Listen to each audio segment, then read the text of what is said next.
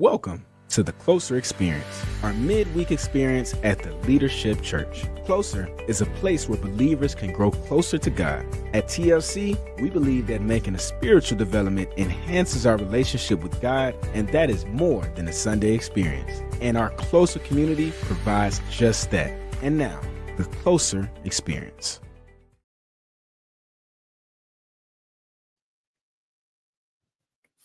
Hello, everyone, and welcome to the Closer Experience. My name is Pastor Alicia Cash, and I am joined by Nicole White, and we are so excited to jump on tonight for a fantastic cause. I have been waiting all day to engage everyone tonight for the Closer Experience because we're having our Closer-Thon, our first time doing a Closer-Thon like this in honor of HBCUs. And so I don't know if you can see it or not, but I have on my HBCU that says Hillman, So if you type it in the chat, if you ever heard of Hillman University, and if you were a college student, if you're alumni of Hillman University, I want you to type it in the chat tonight. But I'm also joined by Nicole White. Hillman College, Pastor. I'm sorry, Hillman College. That is correct. Thank you for the correction. The Hillman College, if you are alumni of Hillman College, correct it tonight. Please drop it in the chat. But I'm also joined by Morris Brown alumni, none other than Miss Nicole White. Say hello to everybody, Nicole. Hello, everyone, and hello to the Brown Eyes out there watching. I encourage you to donate to this wonderful cause. Let's show up and show out like we know that Brown Eyes do. Mm-hmm. Well, if you are a Brown Knight, please go ahead and show some love because we're going to be joined by another Brown Knight very soon. I have no choice. I'm sandwiched between Brown Knights on a weekly basis. I know that there's so much love right here in Atlanta, being born and raised right here, where all a good bit of HBCUs are here. And if you're from Atlanta, then you know something about what we used to call the Atlanta AU Center, what none other than Morehouse, Spelman, Clark Atlanta, and D. Morris Brown. And so this will be the only time I say D. Morris Brown, because I'm joined by Nicole White and in a few minutes, Joyce Littell. And so I have to pay respect to the universities tonight. And so we're so excited. We're going to have fun. But also while we have fun, we want to raise money for a right now cause. We all know, and we're not strangers to the work that our historically Black institutions provide our students. I didn't attend a historically Black college. That's why Hillman College was always dear to my heart, because that experience, I lived through those characters that watched so dearly. And I thank Bill Cosby for creating something like that, because if he had not, I would not have even had the personal aspirations that I did to want to attend a college. And so doing so, that provided so many opportunities for people to feel like that they can be academically inclined to want to attend an HBCU. But I believe that Miss Joyce Littell is on backstage, and so I'm going to bring her up. And if you would do me the honor of welcoming her as she leads us tonight in our Closer-Thon as we begin to fundraise for our college students. Miss Joyce Littell, would you come and join us? I would love to. I don't know about you all, but I'm so excited about this Closer-Thon that the Leadership Church is doing. And thank you, Pastor E, for just pushing us and encouraging us to come up with different ways in which we can support and help the community. And this is one vital way that we can help by giving funds to deserving students who will be attending a historically Black college or university. I am a graduate of Morris Brown College, and I did not assume the name. Come on. You know we're going to show out, Nikki. We're going to So I told you all that I was sandwiched between them. Then I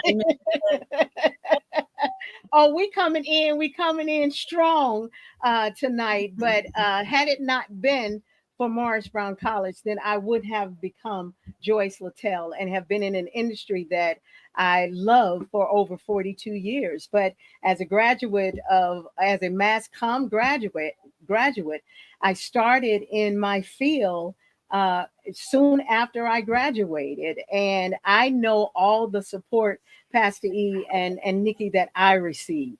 Some of my mother's social groups in my church and the alumni of Morris Brown College, they all gave me money to attend the college and to become, some success by being at the school. And so, during this round Black History Month and what HBCU colleges and university means to me and us, then we just only felt like it was right to just include others to come and give so we can support our institutions for many years to come. So yes, I'm sort of slightly geeked, and looking forward to the night. So we ready to move? We So ready to we move, Joyce. All right. So Absolutely. we what we did was, first of all, we want to encourage all of our viewers tonight to give. There should be a donate button there someplace, and we want you to give tonight because, as Pastor E said, all of these donations are going to deserving students.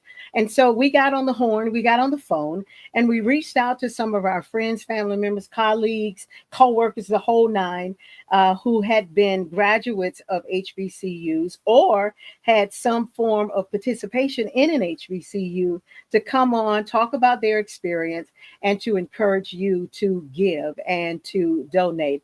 And so it just gives me great pleasure to introduce our first guest tonight. Her name is Queen Sheba. Queen and I go back for many, many, many years. Queen is a renowned poet. Actually, she was just nominated for a Grammy. They messed up because they didn't give it to her. They messed up, but she was nominated, and she is a professor over at Clark Atlanta University. So I wanted to bring her on. First of all, she just know how to encourage people to give, and second, I just wanted to talk to her about why it's important to her to pour into the students at an HBCU and here at Clark Atlanta University. So, hey, Queen.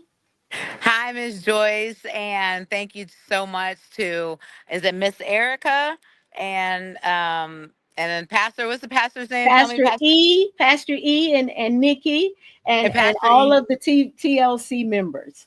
Thank you so much for having me on. I really appreciate it. So I also am an alumni of Hillman College because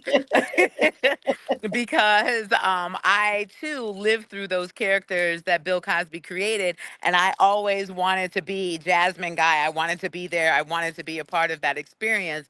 I went to a PWI in Norfolk, Virginia. I went to Old Dominion University because when I went to Hampton University to apply, they told me that I did not have enough money to go to their school. So, because of causes like this, it touches my heart to know that you all are raising money for students to be able to go to an HBCU. So, this touches me directly because this is exactly what happened when I tried to go to Hampton University so many years ago.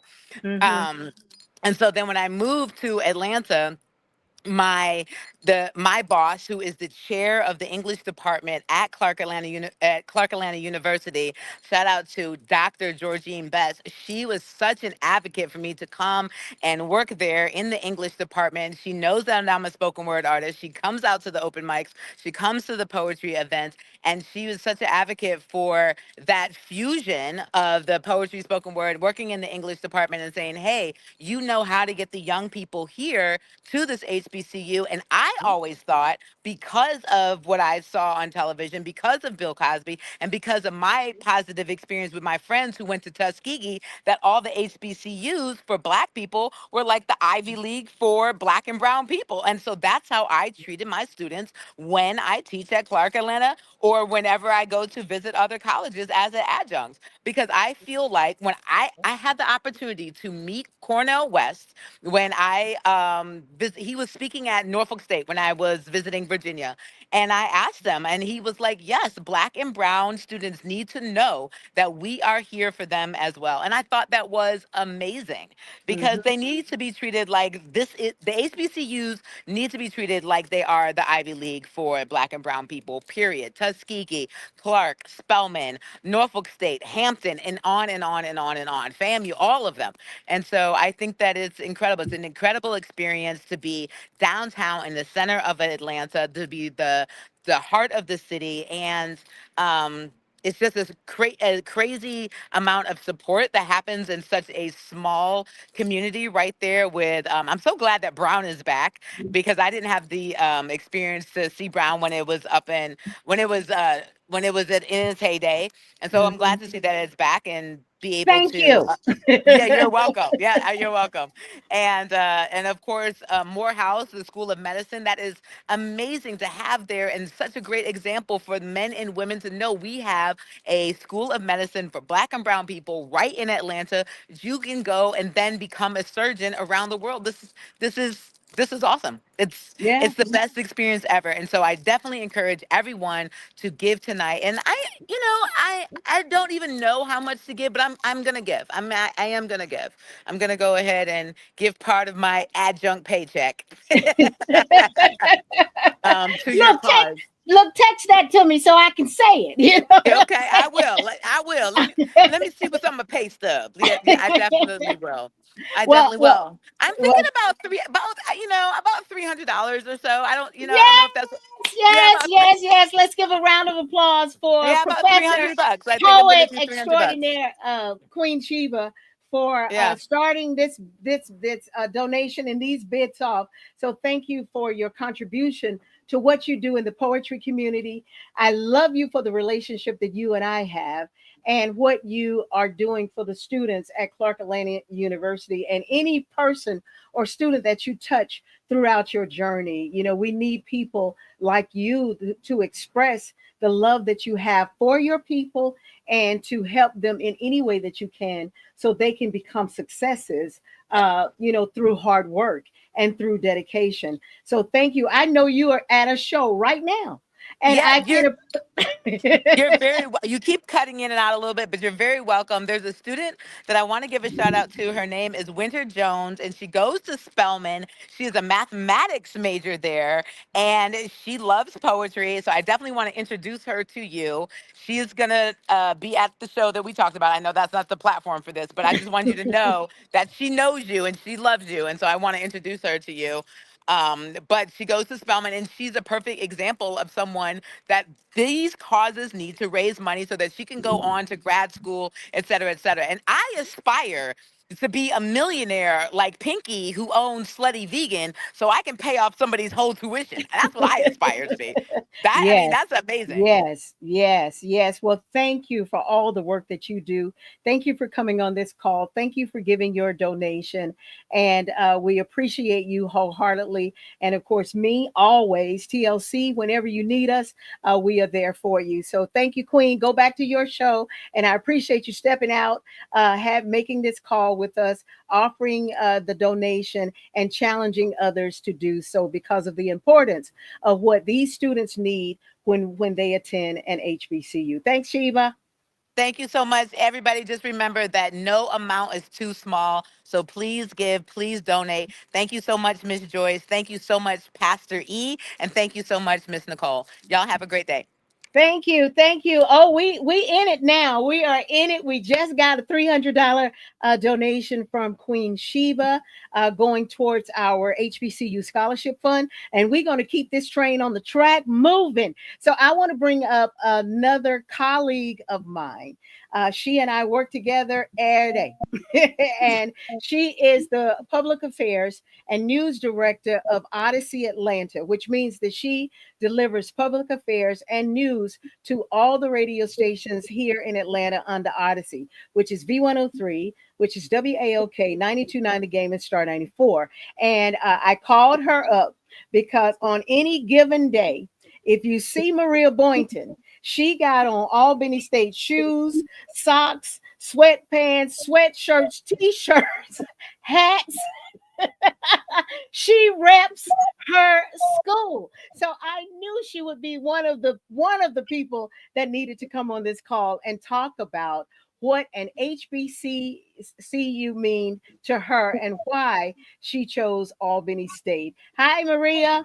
Hi, Joyce. Hi, Pastor E, Nicole, everyone. Thank you so much for having me. You know, you talk about me dressing in the shoes and the hats and everything, except for today. I was with you all day today, Joyce. So I didn't have time to run in here and throw on any Albany State stuff. But I got to tell you, it is always an honor and a pleasure to represent when we talk about funding educations for students who need it. You know, too many times I have parents who will, DM me and say, I need $500 more, or my child has got to come home.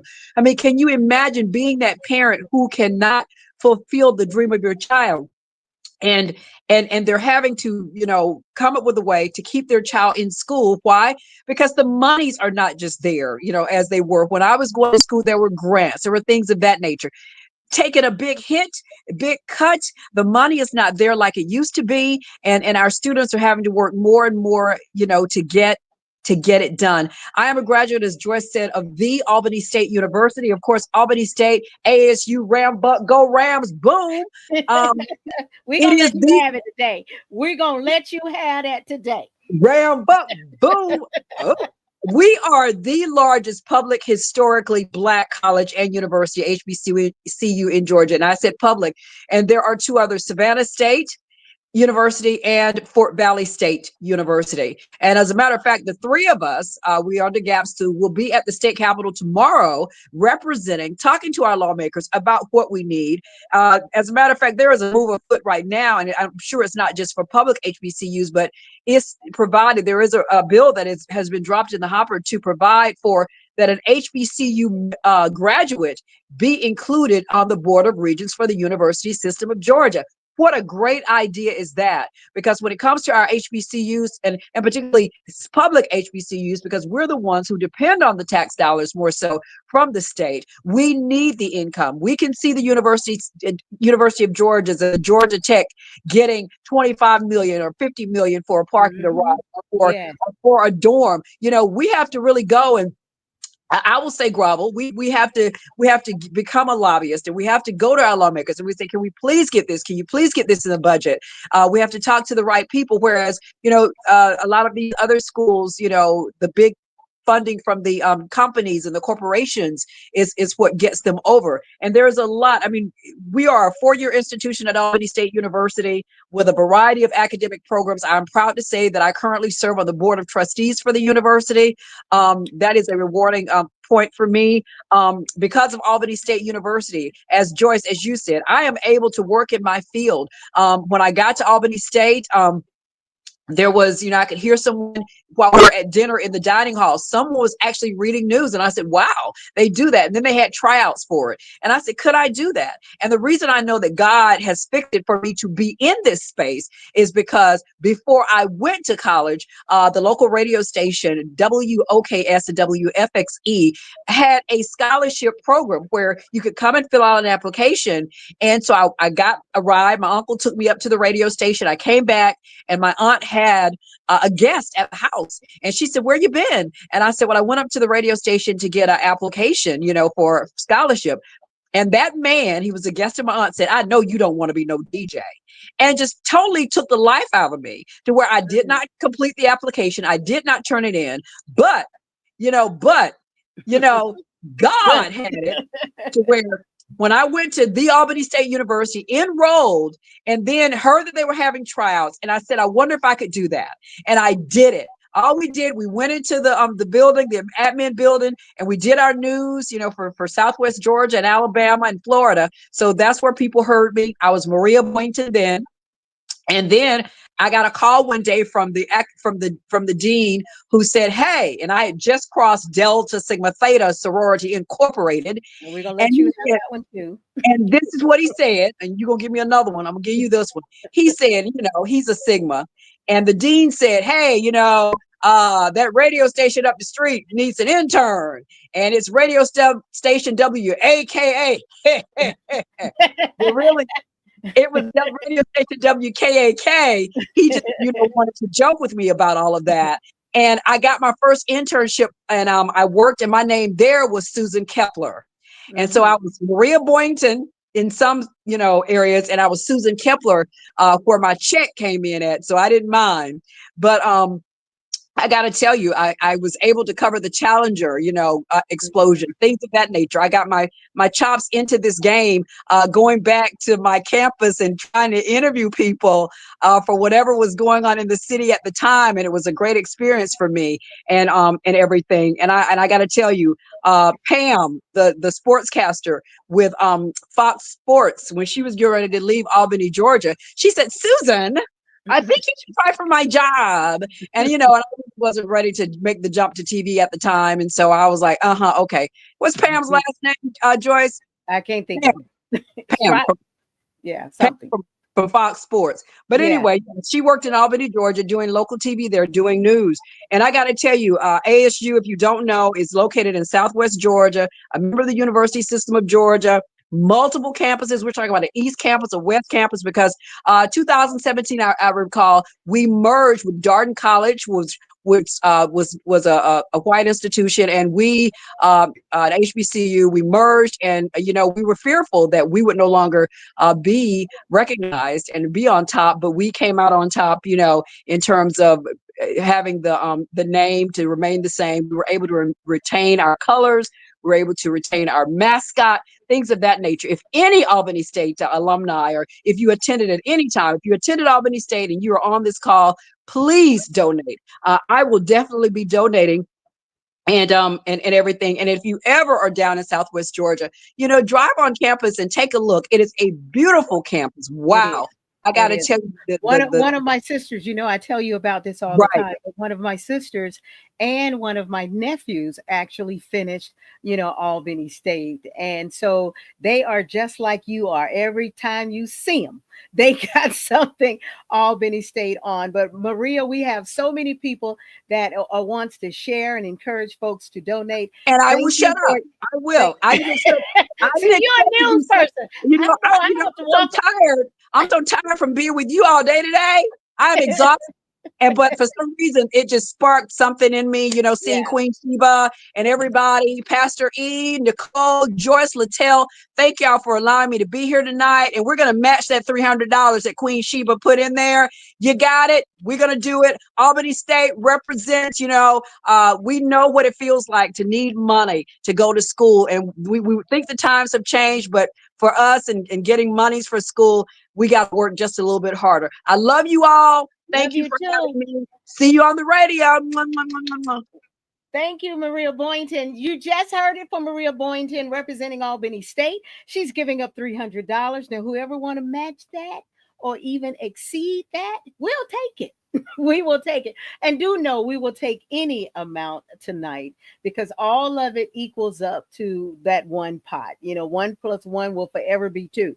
2 + 5 will forever be 7. So we put it all in one pot. So whatever you can and are willing to give, we will take that. Let's keep it moving. I'm so excited about this. First of all, I want to send a shout out to Amanda Davis of Benedict College. She made a donation. She wasn't one of the people that's going to be online. She's looking, she's listening. And Amanda, please encourage other members of your family, friends, colleagues, neighbors to give as well. We got Susan. Hey, Susan. Thank you for coming on. Hello. How are you? Hey, now Susan, what HBCU you representing? I am representing the Morris Brown College. class of Come 1984. Come on. Do you see my t-shirt? Where your t-shirt at, I Susan? love Where it. your I love t-shirt? it. I So tell love us it. about your experience at Morris Brown College and why do you feel like it's very, very, very important to give tonight or to give to your institution as well? I came to Morris Brown in 1979, um, fresh out of high school, not knowing anything, a long way from home, and found a family, found an institution that treated me like I am a part of. We had to go to church on Sundays. We had to eat together in the calf, and we didn't have different meal plans. You had to eat what was served. We had professors who cared about the history of Black folk, who made sure if you didn't get it in high school, you're going to get it in college. We had a president, rest his soul, Dr. Three, who I like Dr. Boynton said, we had grants, and Yes. sometimes we couldn't pay what Yes. we everything. So and we had work study, and thank God for work study.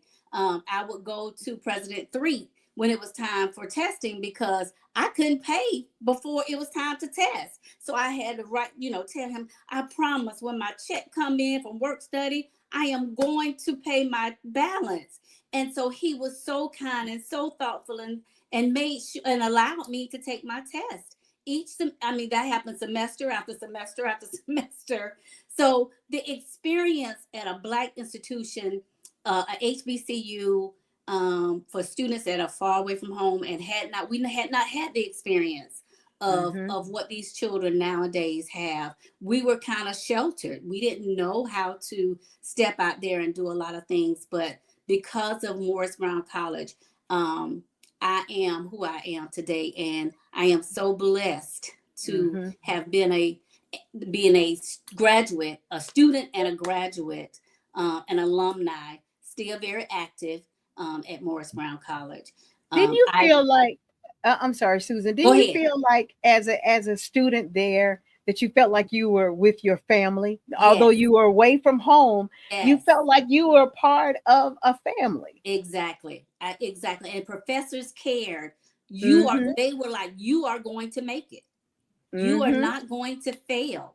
When they'll drag you in there and make you a part of and make you feel good about because you're new, you're young, you don't know what to expect even from college. So it was all very new for me, and I was very much it was very much a family from the financial aid office to the dorm rooms to the classes. Everything connected. Everything was very much real and very much encouraging. So, Susan, encourage all of our viewers tonight to give. And why is it important to give and support our students at HBCUs? Well, I am a grandmother of a granddaughter that attended Albany State University and one that is a freshman at Tennessee State University. And there are struggles. There are real struggles. And we know from who our president is today that a lot of things are being cut, and our children are going to need a lot of support, a lot of financial support. So now more than ever, we need to wrap our arms around and our pocketbooks around our children and give. No amount is too small, and we'll take as much as you want to give. But our children need our help, and understand this is our future too. Yes, it what is. we what we graduating, what we're sending, supporting helps us as we get older. Yes, So it does. please give. Well, thank you for coming on, Susan. Thank you for giving, and thank you for encouraging others to give. Go on, my alumni of Soror. course. Soror, okay, it just gets even better. It gets better and better. It gets better and better.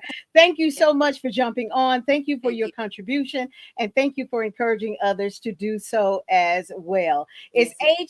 HBCU Closer-Thon that's going on, brought to you by the Leadership Church, where we are led by Pastor Alicia Cash, which we call Pastor E, and Pastor Tony, which we call Pastor T. That's why I love being a member of this church, is because they are so in tune to the needs of the community. But we need your help to help us move. Now, this next brother I would like to bring up. Now, this is my baby right here. This is my baby. Now, he is my nephew. His mom is my sister-in-law, and he is my nephew, and he is doing so well, and he is such a gentleman. He is such a great guy. Now, I'm going to tell you a little bit about his business, because he been doing it with the HBCUs. He started at Tuskegee University. Then he matriculated to Morehouse, where he graduated. Now, he was a dual major, and one of the majors was civil engineering. So that took him to let me make sure I get it right, Ash. Let me make sure I wrote it down. North Carolina A&T, where he Yes. received his civil engineering degree. And I gotta give him some love and props. He was one of the engineers that broke ground and built on the Obama Presidential Library in Chicago, Illinois. Now, we didn't snatched him up here in the ATL and brought him back here, but he's still doing his civil engineer duty. So I had to give my baby a call, Asheville Williams, and have him jump on this call to talk about why he chose HBCUs and what have those HBCUs done for him and the success of his career. So welcome, Ash. Thank you so much, Auntie. Thank you so much. You don't made me blush. You over here. I can't even. But why did I choose HBCU? I'm gonna be honest. And when I was coming out of high school, I didn't have the best GPA. So I tried to go to a whole bunch of schools that didn't want to accept me in the first place. And the only schools that really took me in were the HBCUs, and one of those was Tuskegee University, and that's where I got my start in higher education, pursuing it as such. And like you say, I matriculated and went to the military and came back to Morehouse and North Carolina A&T, but they gave me that foundation. And I know it's cliche to say, but they gave me that foundation to maneuver and not only matriculate through that environment, but matriculate outside of the environment once I graduated and became actual civil engineer, working on large projects, bringing environments where we're bringing environments together where the culture was dynamic. And as far as the ethnic diversity, it was dynamic as well. And so to bring all those parties together and to have everybody move lock and step and move in one direction, focus on one goal, I feel like I give all that praise back to my education at HBCUs, learning how to communicate, learning how to move with consequence, and learning how to be intentional when I speak to people or just with anything and everything that I do. So I just give it all to HBCUs because they made me. Tuskegee made me. Morehouse made me. North Carolina A&T definitely sealed the deal and made me. And they made you, honey. Thank you. I am so proud of you and the success that you have attained since graduating from all of those institutions. And as I mentioned, that's why I wanted to make the call to you, because it's no better people to talk about what an HBCU did for them than the ones who attended those schools. And you being transparent and being honest and saying, hey, it didn't always start off like this, Right. but because of a HBCU, because of Morehouse, because of Tuskegee, they said, you know what, we gonna help this brother. We gonna help this Absolutely. brother, and we gonna get Absolutely. him on the right track. And boy, didn't they do it. Didn't they? They So whipped me into shape. what look, do you have time for my stories? You know, some of them I'm just not going to even share. But HBCUs are vitally important to us, and that's why we are doing this Closer-Thon to raise money to support students that are going into HBCUs in 2024, 25, I mean 25, 26. And if we have to help some of those who are already there, we heard from one of our guests who said that, you know, one student didn't know if they were going to have enough money to make it. And you know, but people stepped in. So we want to be that. We want to give you money going in, and we want to help you while you are in. And so we thank you, Ash, for coming on. I want you now to encourage, you know, any of your Tuskegee, Morehouse, Alabama, I mean North Carolina A&T grads to donate tonight and give to this cause. Absolutely give, because one thing my professor told me at Tuskegee, just starting off, and it resonates with me to this day, is life ain't no crystal stair. And we all need help. We all need to reach back and help somebody like we needed help or wanted the help when we needed it at that time. So I'm definitely pledging at least I'm pledging $200 to this campaign, and I'm going to encourage everybody to do the same. All right, come on, let's give a big round of applause. Thank you so much, Ash, for pledging your 200 and encouraging others in your from your institutions to do the same. From an aunt that loves you dearly, I continue to pray for you and wish you greater success. You've had such great success already, but I just want to wish you greater success because of the human being that you are. And I know what you have done and what you have gone through, and yet you are standing, and you're standing tall, bold, black, handsome, and beautiful, and representing for your institutions. If all of you who are watching us right now, periodically we will flash our donation button up. So please give, please give, please give, please give. Want to say what's up to Tamara for giving a donation. We thank you so much for that. And let us know when you give. We'll shout you out. Now, I want to bring up, all these students had parents either then or now. And I want to bring up one of our members of TLC, Kevin Bascom, who has a daughter at Alabama State University right now. She is a freshman right now. And so I can imagine, what the stories that he can tell and the situations that he's come upon, and the need for us to continue to do this work. So, Kevin, welcome to this Closer-Thon, and thank you for taking the time out to share with us tonight. No doubt, no doubt. Thank you for having me, Joyce. This is awesome. The Closer-Thon. This is definitely needed.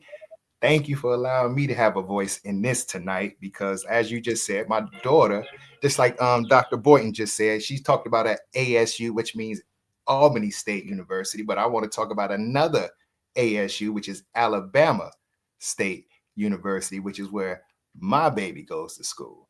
And I want to talk about the experience that I had with her, because dropping her off at school was my first time actually doing it.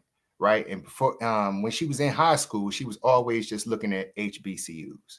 Right. She didn't even look at any other schools. It was just all HBCUs. So that right there just made me proud in itself, because I'm so pro-Black. She just felt it. So I get that part. So for her to look at those schools, she didn't apply to nothing else. And when she got accepted to Alabama State, I was like, yes, my baby trying to do something. And then I did my own research on Alabama State. I seen that Rosa Parks went there. You know, David Ralph Abernathy went there with some prominent figures who went to that school. And when we dropped her off in August for orientation, when we had to check her in, it was just cool to see all the young men, the young women, just all being checked in and having that one mission. And it was also cool having see the fathers there, because we get a bad rep but not doing anything. So it was just cool to see a lot of dads there checking their daughters in, checking their sons in, just for them to go through that whole journey. It was just awesome. So I feel amazed and I feel blessed that she actually chose the HBCU, and she's going to get all the historical elements that comes with it. So yeah, I'm a proud parent of an ASU. Well, this is what I want to do, Kevin. I want to see if we can go ahead on and slide Zoe in on this call so she can talk about her experience awesome. Right now, and her roommate. Now, the roommate, please pardon Auntie, roommate, please pardon Auntie, because I've been trying to figure out that name, but you're going to have to help me with it. So we want to welcome Zoe and her roommate, who are currently students at Alabama State University. Welcome, ladies. Hi. Now, Zoe, introduce your real roommate. So this is my roommate, Zamaria. Yes, Zamaria. Hey, Zamaria. Hello. So while we got Kevin on, who is Zoe's father, we want you to actually talk about your experience right now, because you are there right now and some of your needs. You know, we're encouraging people to give because we want to give scholarship to students. So just give us a little bit of what's going on at Alabama State. Alabama State. Get it right. They was about to check me, weren't they? They like, I know she did.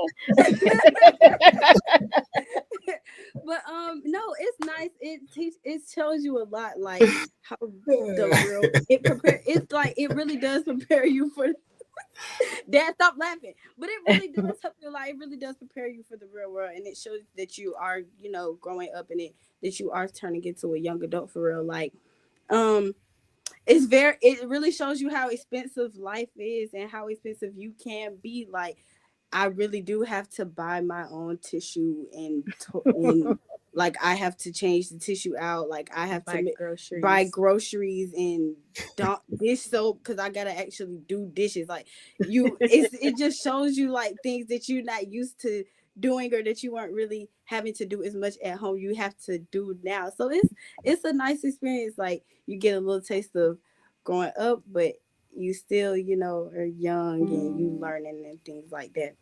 And you got to go to class still because you are still in school. So it's like a balance. It's like you living your life because you're like a young adult, but you're also still having to like handle things. Yeah, like you still have to handle your business. Like you still have to go to class and make sure that, yeah, I'm going to this party on Sunday, but I know I got to wake up at 9:30 in the morning on Monday.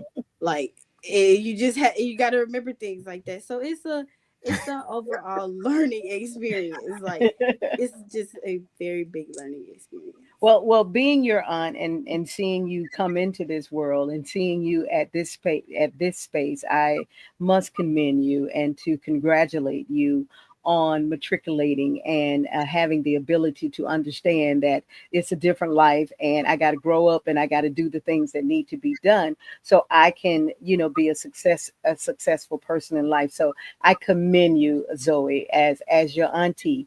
I commend you for what you are doing and the efforts that you are putting in to better your life by being a student at Alabama State. As a matter of fact, my husband's oldest daughter, Kimberly Jackson, she actually was a queen and graduated from Alabama State. So we have some connection there, Zoe. So say the name again. It's Demaria. Demaria. I'm sorry. You know, I got gray hair, so check me on that. So tell us about your experience because you came from further north, didn't you? Yes, I'm from Cincinnati, Ohio. Wow. You that's a trek. You know, what led you to Alabama State?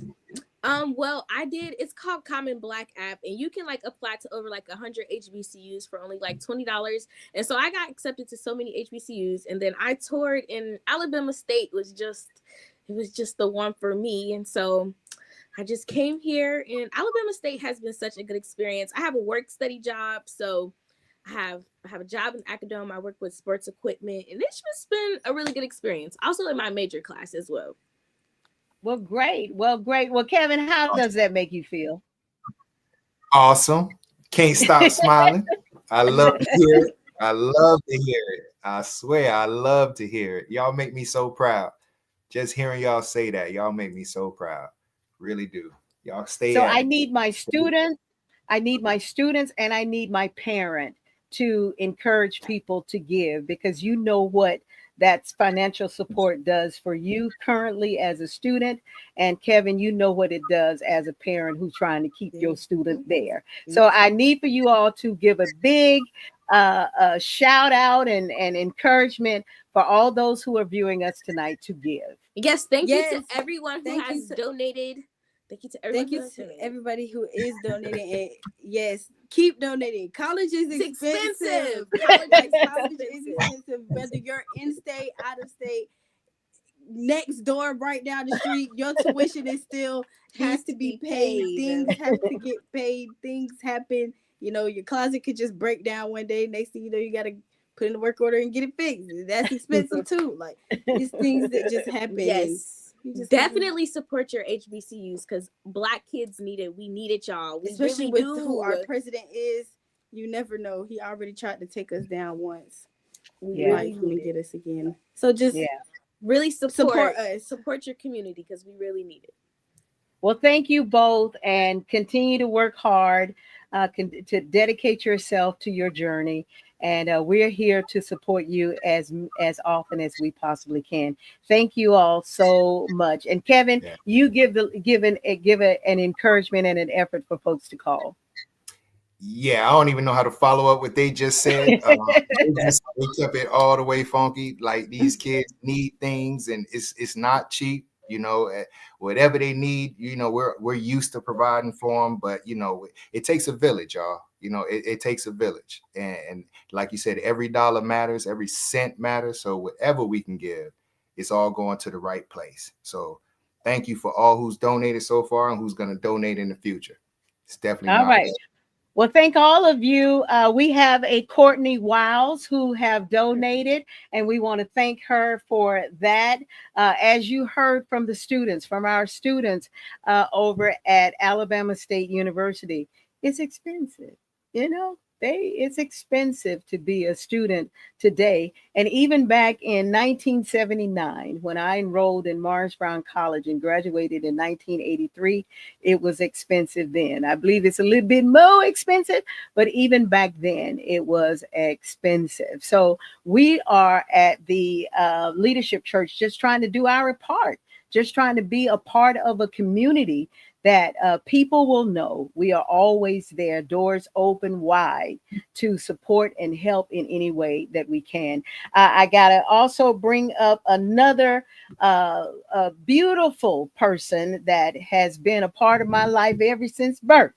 And she's also my niece. She is right now a student at Southern University Law School, but she started her journey at Johnson C. Smith, and she went over to, let me get it right, Jada. She went over to, was it North Carolina Central for a minute, but she landed at Southern University. And on May 17th, all roads lead to Southern University, where she will get her Juris Doctorate from Southern University Law Center. And so I want to welcome my niece, Jada Haynes, to come aboard and to talk about, you know, her experiences at HBCUs and why she chose them, although she's from a family that went to HBCUs, and that was pretty much where she had to go. But anyway,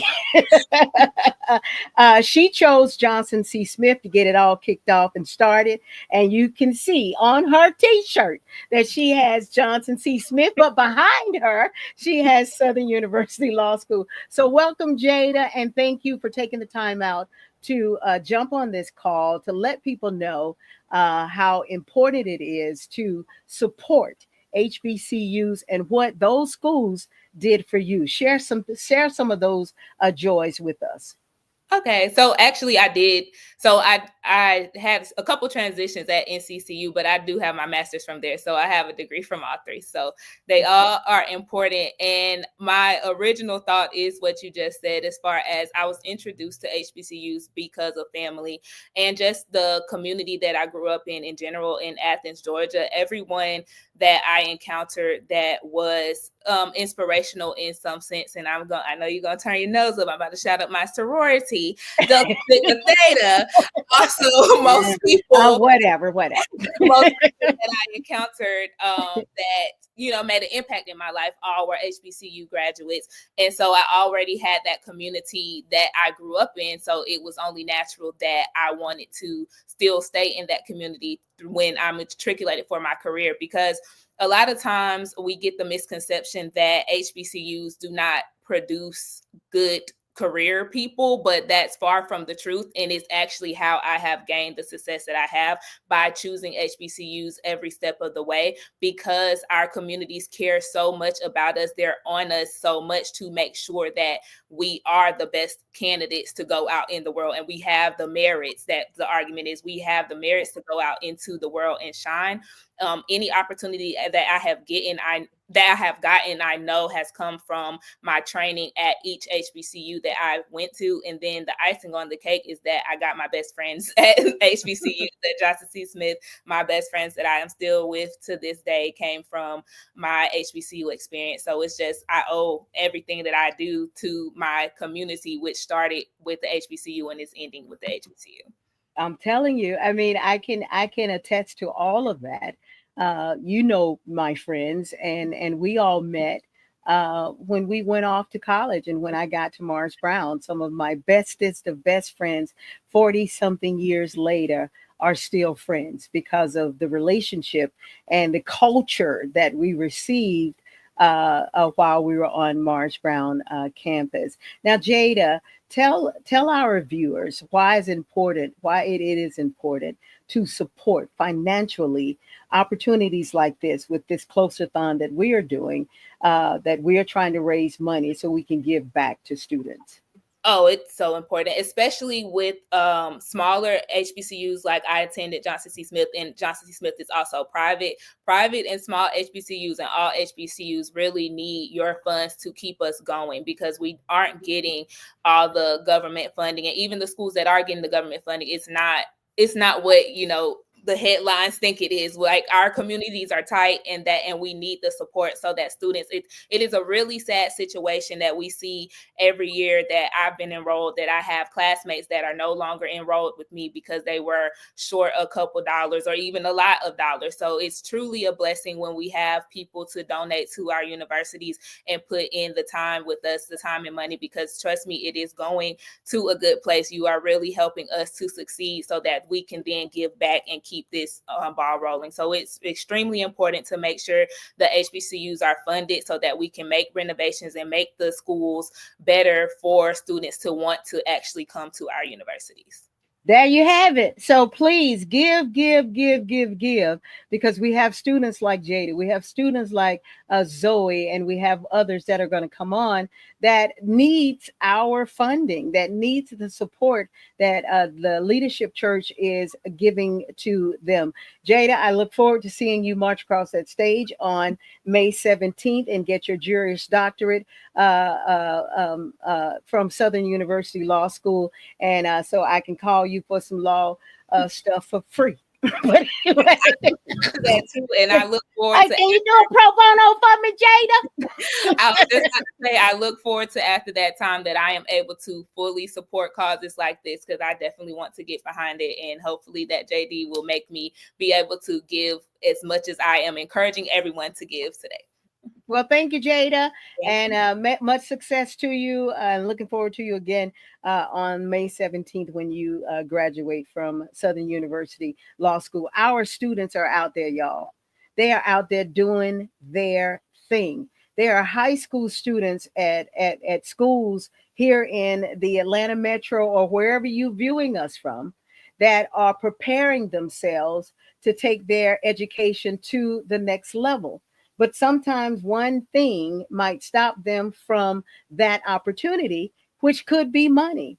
And so, the leadership church with our lead pastor, Pastor Tony, and Pastor E, they know that it is on us to support our students and to give them what we can when we can. But we do need your help. We need your financial support and contribution to do that. Now, I want to bring this next person on. Earlier, we had a young gentleman by the name of Williams, who was on. He was the one that started at Tuskegee, went over to Morehouse, graduated, and then went to North Carolina A&T, where his mama is on the call now. But I wanted Stephanie to come on because she was a unique situation. And I believe she would even be encouraging to some of our seasoned viewers tonight. Because if you have been contemplating either going to an HBCU later in years, or you didn't quite finish your HBCU and one day you want to, then she's your encouragement because past her 50s, and I'm not going to say what the age was, if she can and she won't to, but past her 50s, she chose to go to Spelman College and she graduated. So thank you, Stephanie, for taking the time out to come on this call to talk about why you said, you know what, I want my degree and I want it from Spelman. Tell us why you went back, and also tell us what that experience was like as a senior in the class with some of them freshmen and sophomores. Welcome to the Closer-Thon on the Closer Experience from the Leadership Church. Well, thank you, Joyce, for having me. What an honor to just even speak on it. I had an opportunity to attend one of the most intellectual institutions, there is, and that's how I feel about it. And it gave me an opportunity. It gave me an opportunity like no other. When I first started, and I was 50 when I started Spelman College, I was, and I said, my kids are in school. Ash was in school. My oldest son, Ronald, was at Howard University at that time. So I just said, I am going to do something for myself. And so I didn't apply to any other school. I applied to Spelman College because that's where I wanted to go. There was a program there at that time when I started back in 2008.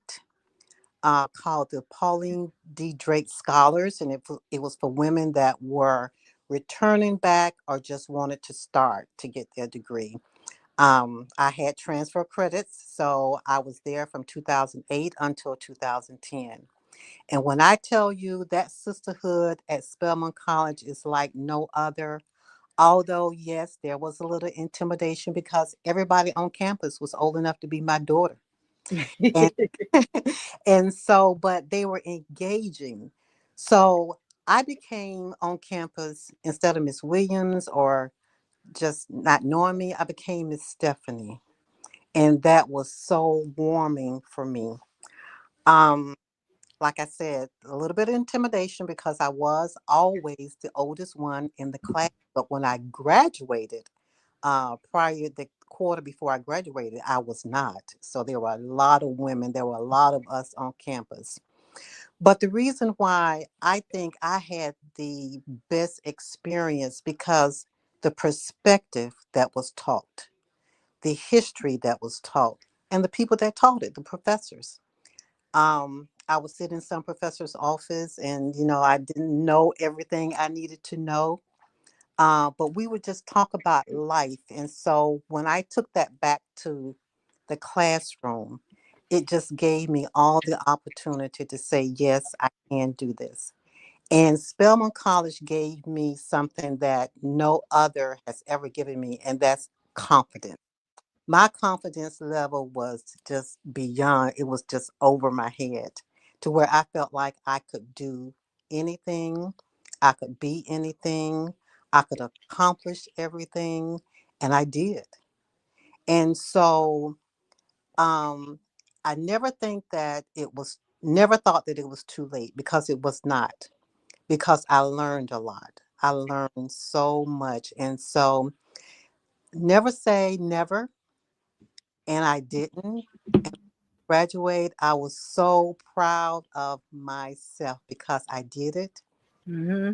Difficult. It got difficult because there were things that I didn't understand, but I had two sons that were in school at the same time, and we got through. So I encourage anyone that's thinking about it or contemplating with it just to do it. And then after that, I kept going. I- Mm-hmm. because my mind had woken up, being on campus with all those little beautiful valedictorians over there at that particular time. And they were just amazing. And so just like I said, I encourage everybody, just to never, ever give up. And I solicit now to the closer thorn that you all guys are doing right now, to all my Spelman sisters. I'm going to pledge $200 tonight, and I'm hoping that if you're listening, that you will actually do the same.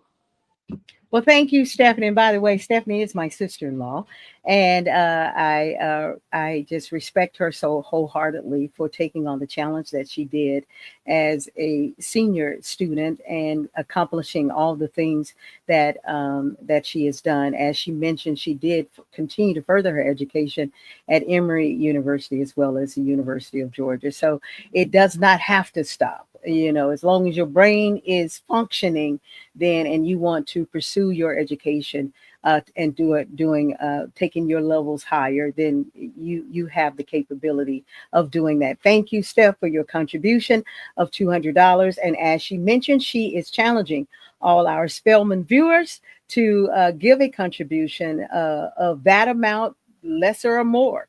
We take all that you are willing to give. Now let's keep it going. Now this is my girl right here. D. Dawkins Hagler. I have known Dee for a very long time from afar, because I would be in rooms with her, but she had that look like, if you coming with some foolishness, don't come up here to me. But I had the pleasure, once I became manager of WAOK, our news and talk station, to be in her company a little bit closer, because she would come on some of our shows and be at some of our live events, participating in some of our efforts to get voters out, to encourage voter registration, to encourage you going to the polls and actually voting. And then I saw how she moved and how she spoke. And so I reached out to her and said, would you please become the host of the WAOK morning show? And she said, yes, thank you for that. And she has been doing the Wake Up with D morning show since December 23rd. So please tune in each and every morning, Monday through Friday, from 7 until 10. I promise you, you will be entertained, you will be inspired, you will be informed, and you might be called. Don't call me with this foolishness. But anyway, I want to welcome Dee Dawkins Hagler. Now, Dee is representing South Carolina State, Kentucky State, and ITC in the Turner Seminary. So welcome, Dee, and thank you for coming on the Closer-Thon and sharing your experiences with HBCUs, and why is it so important that we continue to support our students and our institutions. Well, first of all, thank you for having me tonight on your Closer-Thon. I have to be excited because HBCUs made me. I am the woman I am today because of the education and the camaraderie and the nurturing I received on the campus of an historically Black college and university.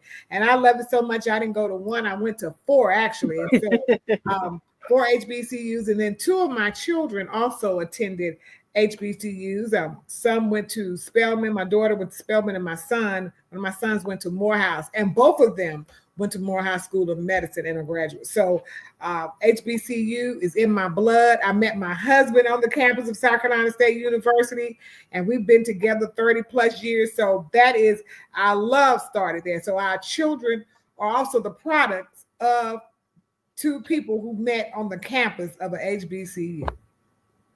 Well, thank you so much. Tell us a little bit more about your experience as a student at an HBCU. So basically, going to HBCU, first of all, for me was like life saving.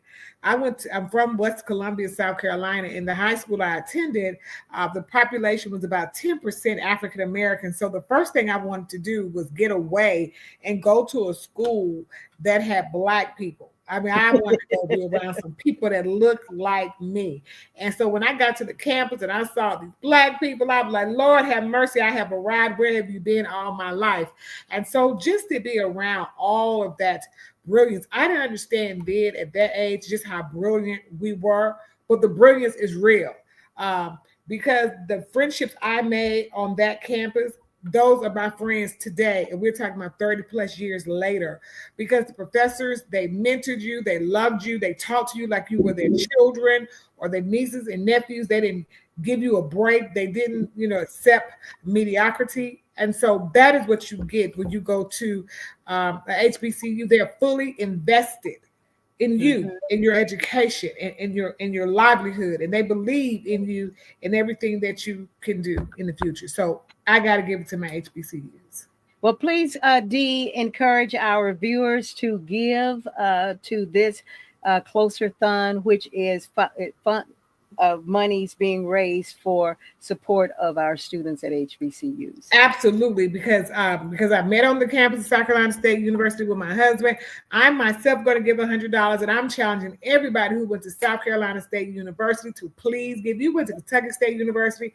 Matter of fact, me and my husband went to Kentucky State University together as well and graduated together as well. So we went from undergrad to graduate school together.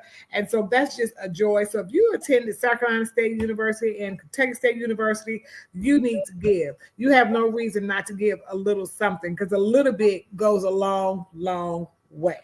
Well, thank you, Dee Dawkins Hagler. I got to take just a brief moment to thank Dee on a whole different occasion. So we had a station at Atlanta Cluster Station event today called the and Dee came in with these frames, and who knew. And what she did was, before Biden left office, she sent a word and said, there are 4 people in which I need for you to award and accommodate the Presidential Lifetime Achievement Award from former President Biden. And he did. And guess what?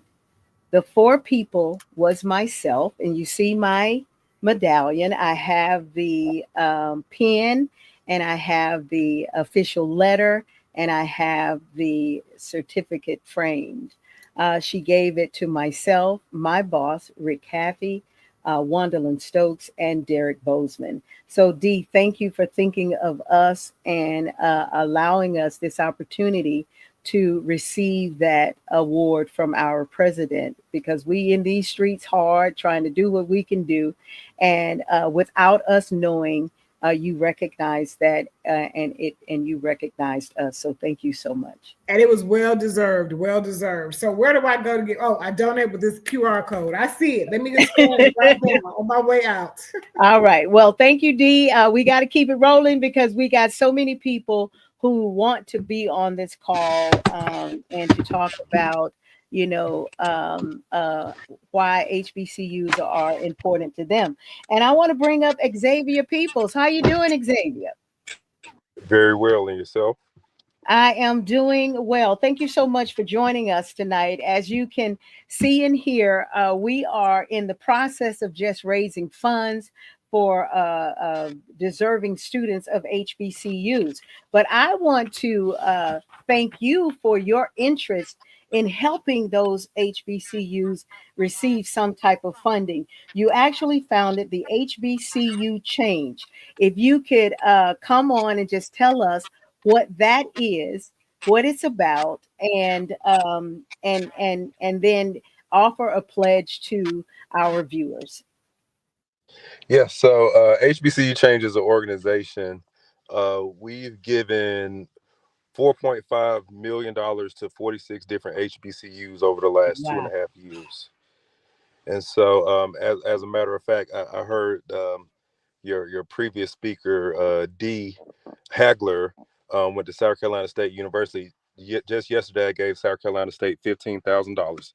And so Wow. Thank we you. are really serious about supporting HBCUs and giving them all of the financial tools and resources that they need to continue to be great. And so that's my passion, that's my philanthropy, and we do it day in and day out.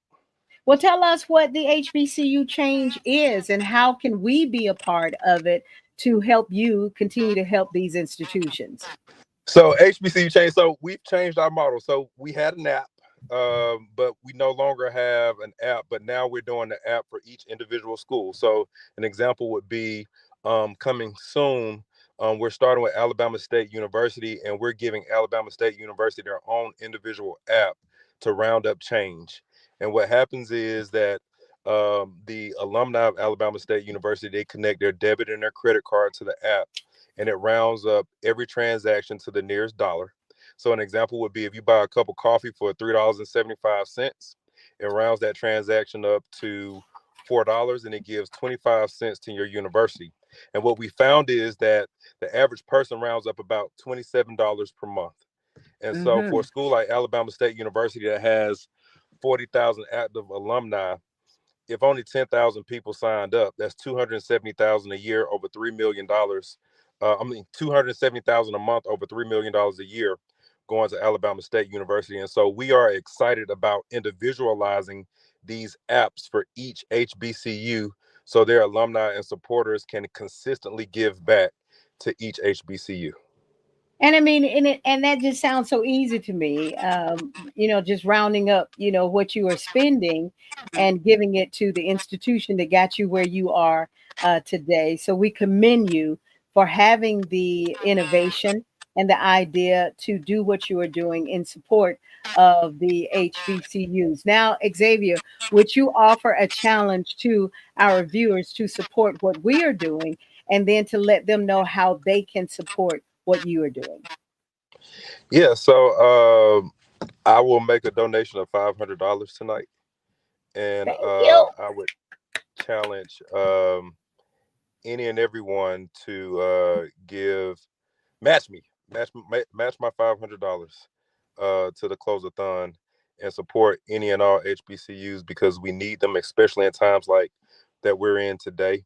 Mhm. HBCUs are very, very important, and so support, support, support. Well, thank you so much. And we wish you much success in any way that we can continue to support what you are doing. Please let us know. We know you are the brother of our executive pastor, Pastor Alicia Cash, and we thank you for joining us and sharing your resources and giving the $500 to the Closer-a-thon. Thank you so much. Yeah, you hear it. You hear it. The monies are coming in. I want to shout out Alma, who gave $100, Courtney, who gave $50, Jeanette, who gave $100, Christopher, who gave $50, Tamara, who gave $50, and Barbara, who gave $50. So let's continue. I am so excited about what we are doing, and I thank you all so very much on behalf of the Leadership Church, where our pastors are Pastor Tony Cash and Pastor Alicia Cash. We thank you for giving of your financial resources so we can continue our support of students who are either enrolled or going to enroll in a HBCU. So our next guests are Regine. If I said that incorrectly, please check me. And Jasa. If I said that wrong, you can check me on that as well. But I want to welcome you to the Closer-Thon and thank you for coming on. Now, you got to tell me a little bit about yourselves and if you are enrolled in an HBCU, and then why did you feel like it's important to jump on this call to encourage people to give? Either one of you can start. I can go first. Hi, my name is Jasa Singh-Sarich, and you did say it right, so I'm really proud of that. I'm a student here. I'm a sophomore at Savannah State University. Before I thanks. Before I go back into it, I did want to say like a little bit of pre-history before I decided to go to Savannah State. So I really grew up in a predominantly white area. I feel like towards high school, I kind of went into a little bit more diversity into my high school, but I always said I wanted to not go to a HBCU. I never thought about an HBCU. Like I even toured different schools. I went to FAMU. I went to all these different schools. And when I went to FAMU, I just did not feel the vibes. Like I was just like, I don't know, like it's kind of a lot going on here. I don't know if that's my vibe because I'm really like an inside type of person. But, I ended up here at Savannah State and I've been here for 2 years now. And I can say like, I genuinely enjoy this school. Like, I feel like if I were to go to a PWI, I wouldn't get as much community and just like the feeling of like family as being at a HBCU would have given me than being at a PWI. But that's a little bit about me. So I'm gonna let Regine talk. Okay. Well, thank you. And 4 members of my family, my mom and 3 of my sisters went to Savannah State. So you in good company. Okay, so hi guys. My name is Regine, and I also am from a predominantly white school, like a high school. All my life, I have been around people that didn't look like me, and the people that did look like me, they did not have any goals or just anything they wanted to do in life. So I've always wanted to go to a HBCU. I've always had my eye on NCAT, which is where I attend, North Carolina State University, Aggie Pride. Okay. I've always had my eye on them, and so when I got in, I was elated. And when I came here, you definitely have a sense of community. And I definitely found that there were more people that look like me that have goals that shoot up to the sky. I mean, it's incredible. And there's a lot of my peers that I look up to. There's a lot of leadership here. There's a lot of community. There's a lot of empowerment. There's a lot of legacy. And it just amazed me like, wow, like we're really all in this together. Like they're trying to get us up there. And it really creates a platform for us as colored students and as women in general to put us in these fields. And I don't know, it's just a step up and I love it. So. Well, thank you both. I need for you all to encourage our viewers to give to this Closer-Thon because the monies that we are raising are helping students such as yourselves. So please give a word of encouragement to encourage them to give. I want to encourage you guys to give, I would say even at least $50. Like that can fill a student's gas tank and we need that. So I say $50. That's all we're asking. Regine? I think we lost Regine, but great. You all hang in there. Continue to be great students at both of your institutions as we work hard to continue to support you. Thank you for jumping on, and we wish you much success in your endeavors as students at at Savannah State and at North Carolina A&T. We're going to keep this thing moving because we want to continue to collect these dollars. Okay, we want to shout out Ebony Smith, who gave $100. We're at a grand total right now of $1,820. Now we want to hit them too. As a matter of fact, we had a goal. We started our goal of $3,000. Now I'm not going to get off this Closer-Thon until I hit it. I'm saying that. You know? We have planned to be on till 9, but if we have to, but now I want to bring on another great niece of mine. I mean, I love her to death, as I do all of them, but she one of them too. She is a graduate of Tennessee State. She wear her, what is it, blue and red, proudly. She wears it proudly, and she represents them proudly. So let's welcome Tiffany Drayton, graduate of Tennessee State. Hey, Tiffany. Hey, I had to be here. Look, you talking about money given to students, and I was one who needed the money, so I needed to be here. Well, tell us about your experience and why going to a HBCU was important to you. And do you feel like having gone there have propelled you to who you are and what you are doing now? I think it was. I'm sure Jada said it too. It was kind of like a requirement, or you had to. HBCU was already in our blood when we got here. So I don't even think I applied to any other school but HBCUs. And I didn't know how much of a community you were going to get. Like hearing it from my aunts, my mom, until you get there, you know what community means when you get to a HBCU. I was a homebody and I left whole Georgia to go to Tennessee. And I think I flourished. Like that was my coming out of being who Tiffany is now. I had to get that from an HBCU. Like the professors that push you beyond what you think you can do, to friendships that are long lasting, that we don't even live close to each other, but that's I can call them today and we talk like we're back in Wilson Hall freshman year. So HBCU changed me for better. Like everybody has that experience of changing who you are, but this was the HBCUs changed you for the better. So I'm all about it.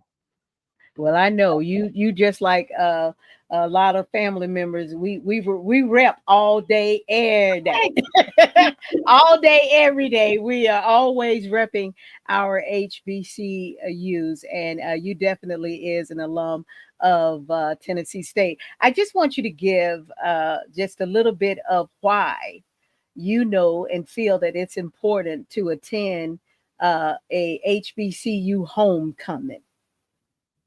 Oh, now that's the biggest cookout family reunion you're ever gonna get. Like it's required. I tell people if you can't even go to your own, like if you don't live in that city anymore, go to somebody else. Like Yeah. that HBCU transcends. Like I we went to Jada's Southern University and I was at home. Like Hmm. I in Louisiana. So that HBCU homecoming is that family reunion to you so you can breathe. So people of color can breathe. Yeah. Like just kind of just Yeah. in the world now, you need that space of like to be you. And an HBCU Yeah. homecoming allows you to just be us. You have to Yeah, experience. it does. It does. I won't miss one. Encourage our viewers to give to this Closer-Thon in support of our scholarship fund for our HBCU students. Okay, this is my call out to my big blue country for you to give money. And I'm calling it out because I needed that money at one point. I was Hmm. that student who got a scholarship from a church, who got a scholarship from United Negro College Fund, who got a scholarship from the guy who just came on at Zeller, who needs that money. So I am imploring, pleading to not just Tennessee State University alumni, to any HBCU alumni to give to these students because it is needed. It's required Hmm. because it's required in higher education beyond. I work in higher education now, not at a HBCU, but HBCUs need more help than they're going to get from our government, from what needs to happen. So it has to come from us. It has to come from the people who love it, who wants to keep them around. So I charge you to give to this scholarship fund. Well, thank you for coming on and sharing your time and letting us know what HBCU means to you, and what it did for you to become the Tiffany Drayton that you are. We appreciate you. We love you, and we thank you for sharing your time with us here at the Leadership Church Closer-Thon. Thank you, Tip. Thank you. We got to keep it moving because we got to get more and more people in to give these dollars now. This next person is a sorrow of mine. She's like a sister of mine from another mother. And she's also one of my dear friends from Morris Brown College, sorority sister of Alpha Kappa Alpha sorority. She is she's a counselor with the DeKalb County school system. And when I called her up, she was excited about wanting to be a part of this Closer-Thon because she too have gone through an HBCU and have become Dr. Tanita Good Jones Marilla. So thank you, Tan. Look at it. Look at us. Let them know. Let them know. Let them know. So now we call her Tan, but we're gonna be respectful tonight and call her Dr. Good Jones. So what did Morris Brown and HBCU mean to you? Oh God. First and foremost, let me just for my rebuttal to say for all those who came before me on this call. Is now other like MBC. We are the pattern. We are the I think we are the pattern for HBCU. How about that? But again, I salute all our HBCUs as they all have said. Morris Brown, found by Blacks for Blacks. And I stand on the shoulders of our ancestors for that, being that Atlanta is a mecca of African Americans for the most part, and well educated for the most part. Morris Brown College, again, as I heard others say, growing up, Joyce, as we know, back in the day, we grew up in a community from Athens to throughout Philadelphia, what have you. Whereas everybody was part of your family. Everybody were in a Black community, and going to a African American college, HBCU college, gave me that as Tiffany had shared. They was the professors, the professor, men and women, were your mama and your daddy away from home. And I did not know that until I arrived there. And when I start to trickle in late, professor would call us out and say, you know, they saw you had been in class. They'll say when you have sleepy, they know when you went out, they'll call you out.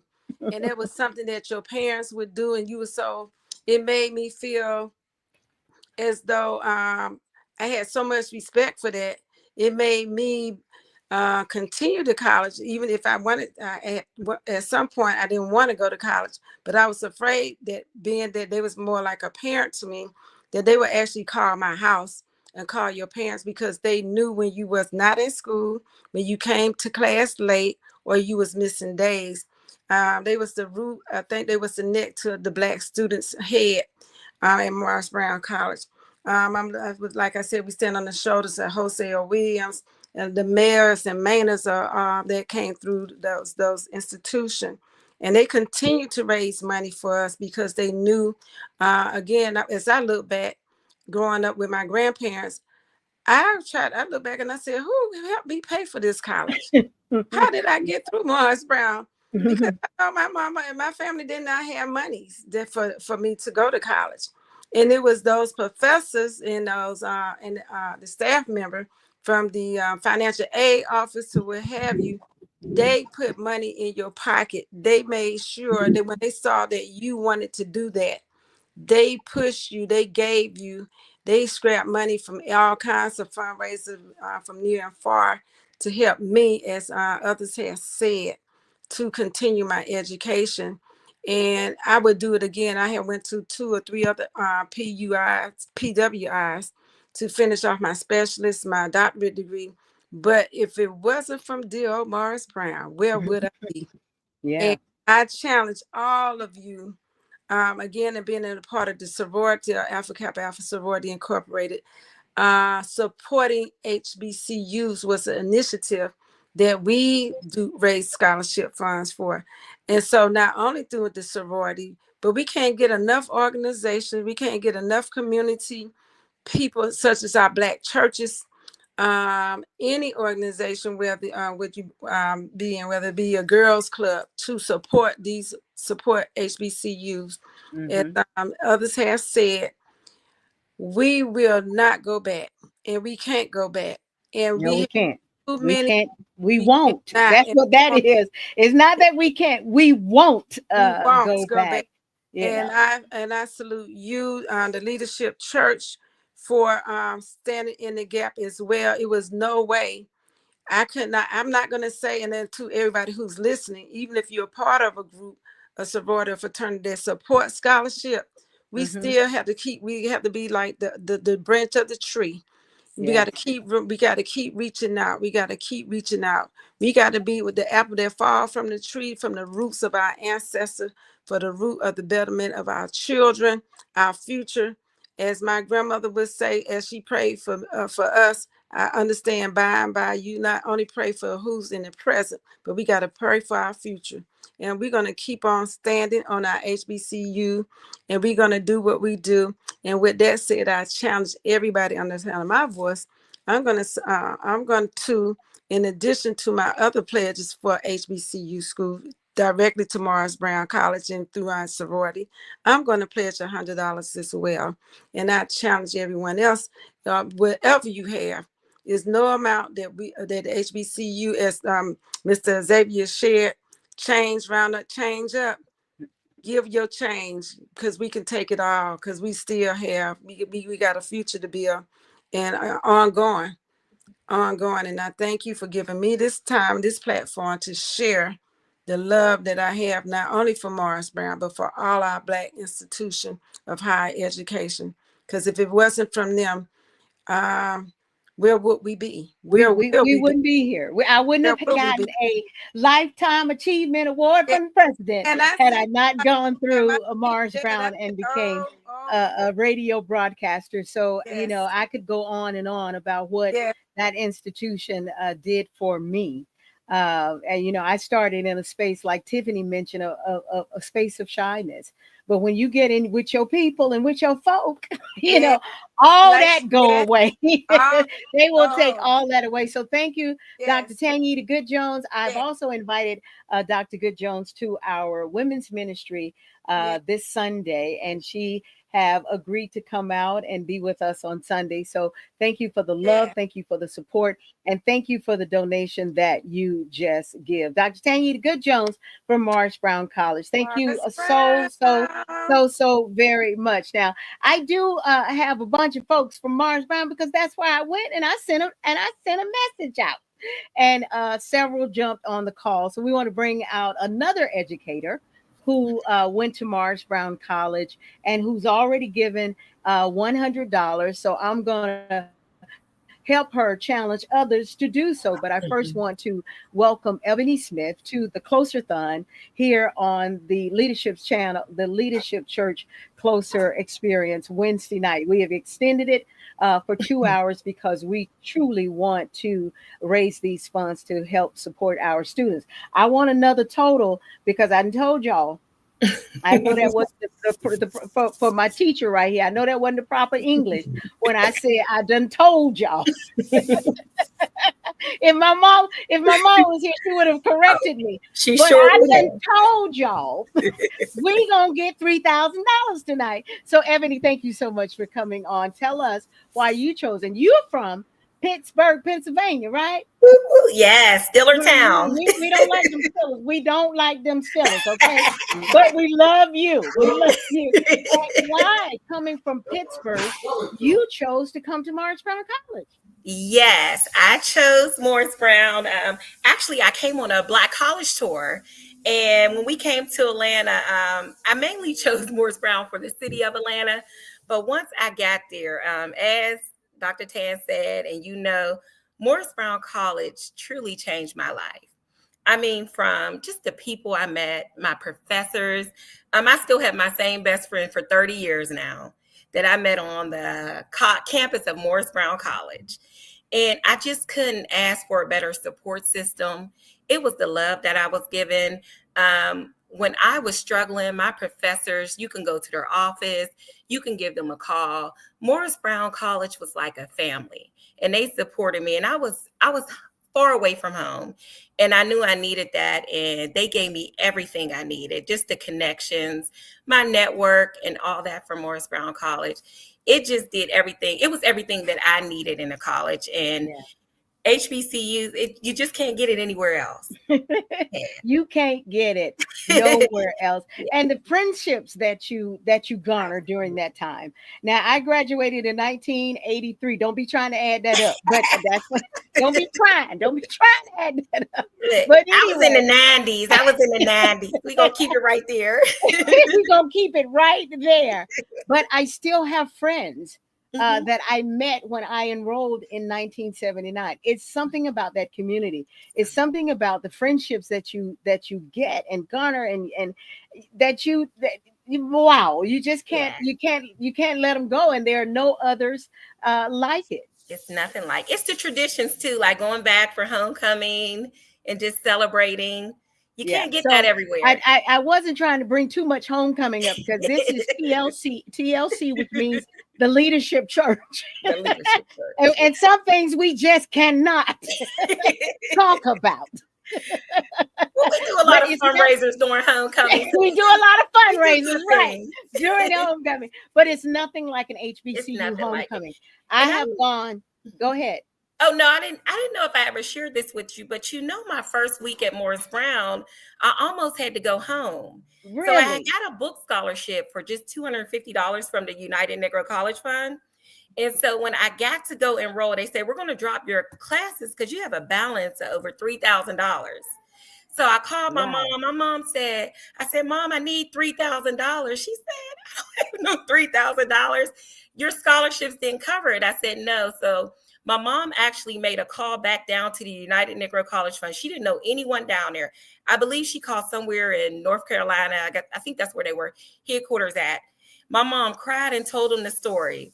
And they sent Morris Brown College, they sent them a letter saying that they will send them a check for their balance. And that's how I was able to stay at Morris Brown College. Wow. Yeah. That is something else. Absolutely. So encourage people to give, Ebony. Yes. And I just want to encourage everybody, please support our students going to HBCUs. It will truly change their life, especially if they're going to Morris Brown College. Thank you so much. We love you and appreciate you. Thank you for giving to our scholarship fund. Thank you for your willingness to want to come on and talk about your experience at Morris Brown College.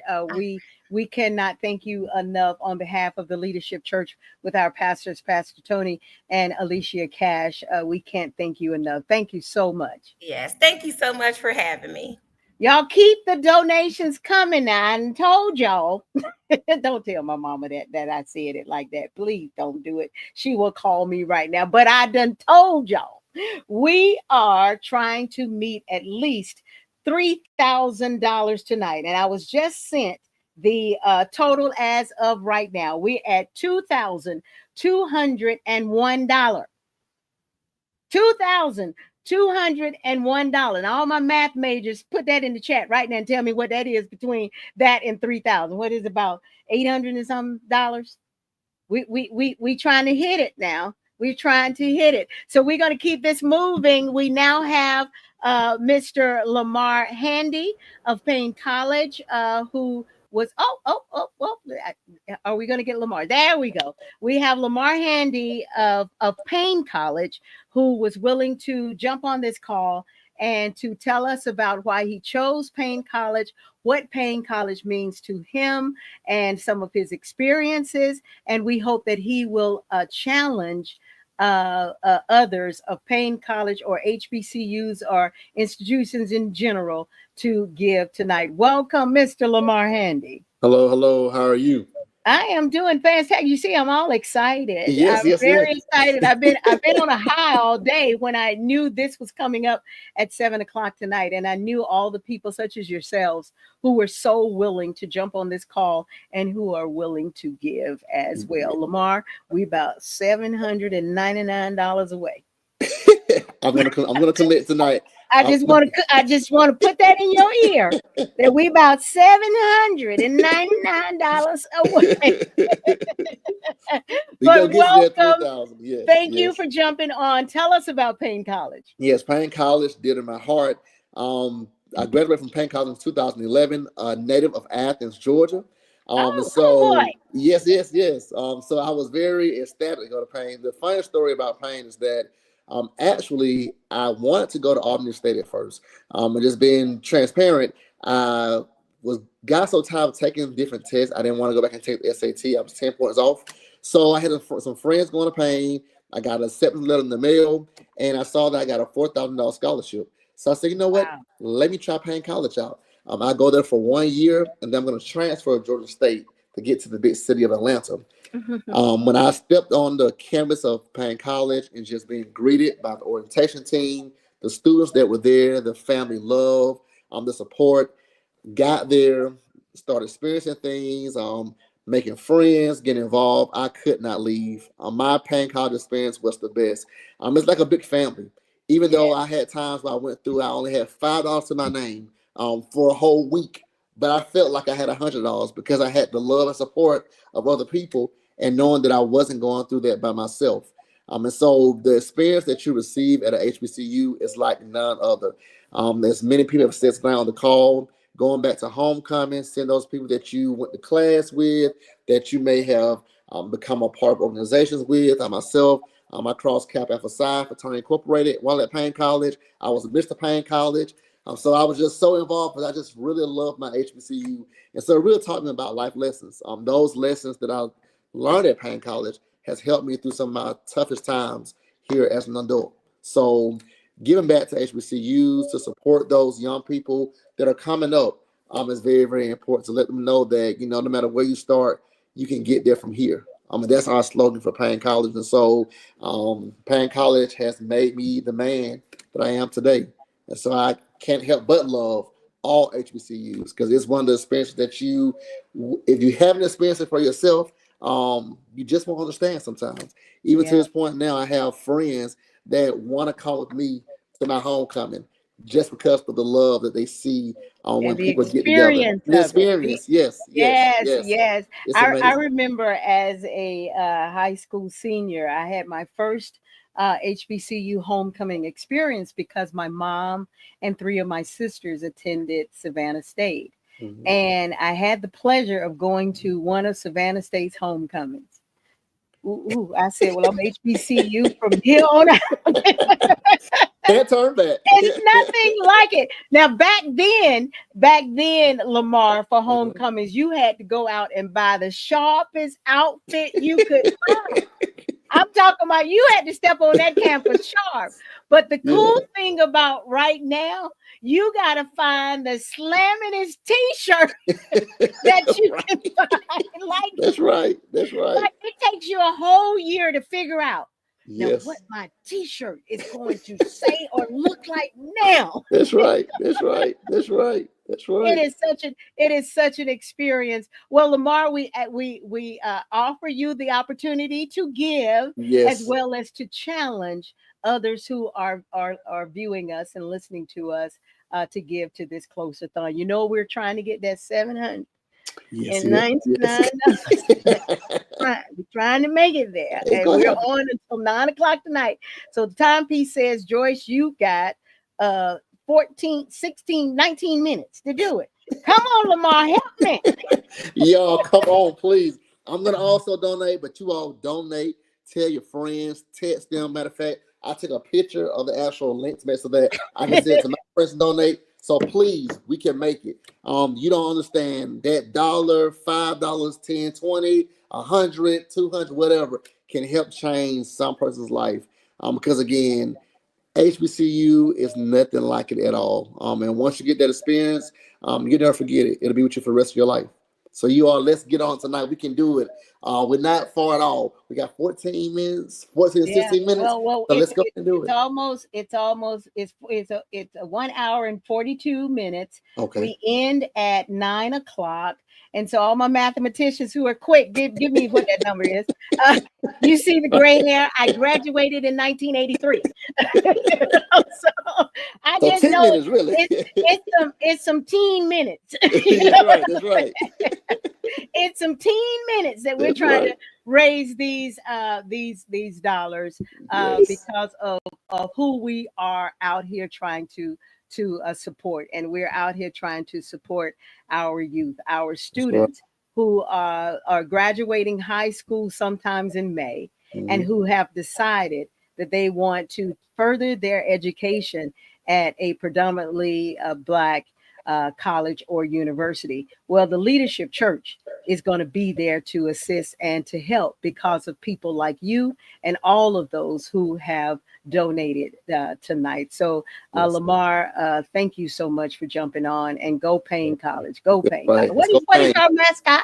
What's your mascot? We are a lion. Look, I have on my coat We're here. lying. You're lions. Lion. Have my pen is right. My Payne College pen right here. I wore Okay, today. okay. So You go were Payne. supposed to have pain all the way I across your know. chest. I know. I just got home. I'm sorry. But you look like you're a businessman, so you had So to look yes. businessman. I Payne College understand. taught me that. They taught me that. So yes. But thank you Thank so you. much for your giving. We appreciate you taking the time to come on and to just tell us about your Mars Brown, your Payne College experience, and your willingness to give to our Closer-Thon. We want to thank Nikki White for giving $300. Thank you, Nikki. And I want to bring up another Mars Brown night. She's actually my. Oh no, we don't. Stay there, Adrian. Stay there, because I see Savannah State on your T-shirt. And if I mess up on that, and then I got to hear from my mom and my sisters about, I know you didn't. So, Adrian, thank you for coming on. I see you are a Savannah State graduate. Tell us My about daughter, no, I'm your wearing this for my daughter. I'm here for my okay. Oh, daughter. you're a Yes. parent Yes. of a Savannah State student. Well, Yep. tell us about why is this jumping on this call it's important to you because you know you Mhm. have a student there, and Mhm. tell us, I know in the conversations that parent and child had that Mhm. you talked about she going to Savannah State. Yes. So, my sister and her best friend, they went to Morris Brown. So I got to kind of see back on the HBCU experience. But when it came down to my daughter choosing a school, we went to, a couple of PWIs.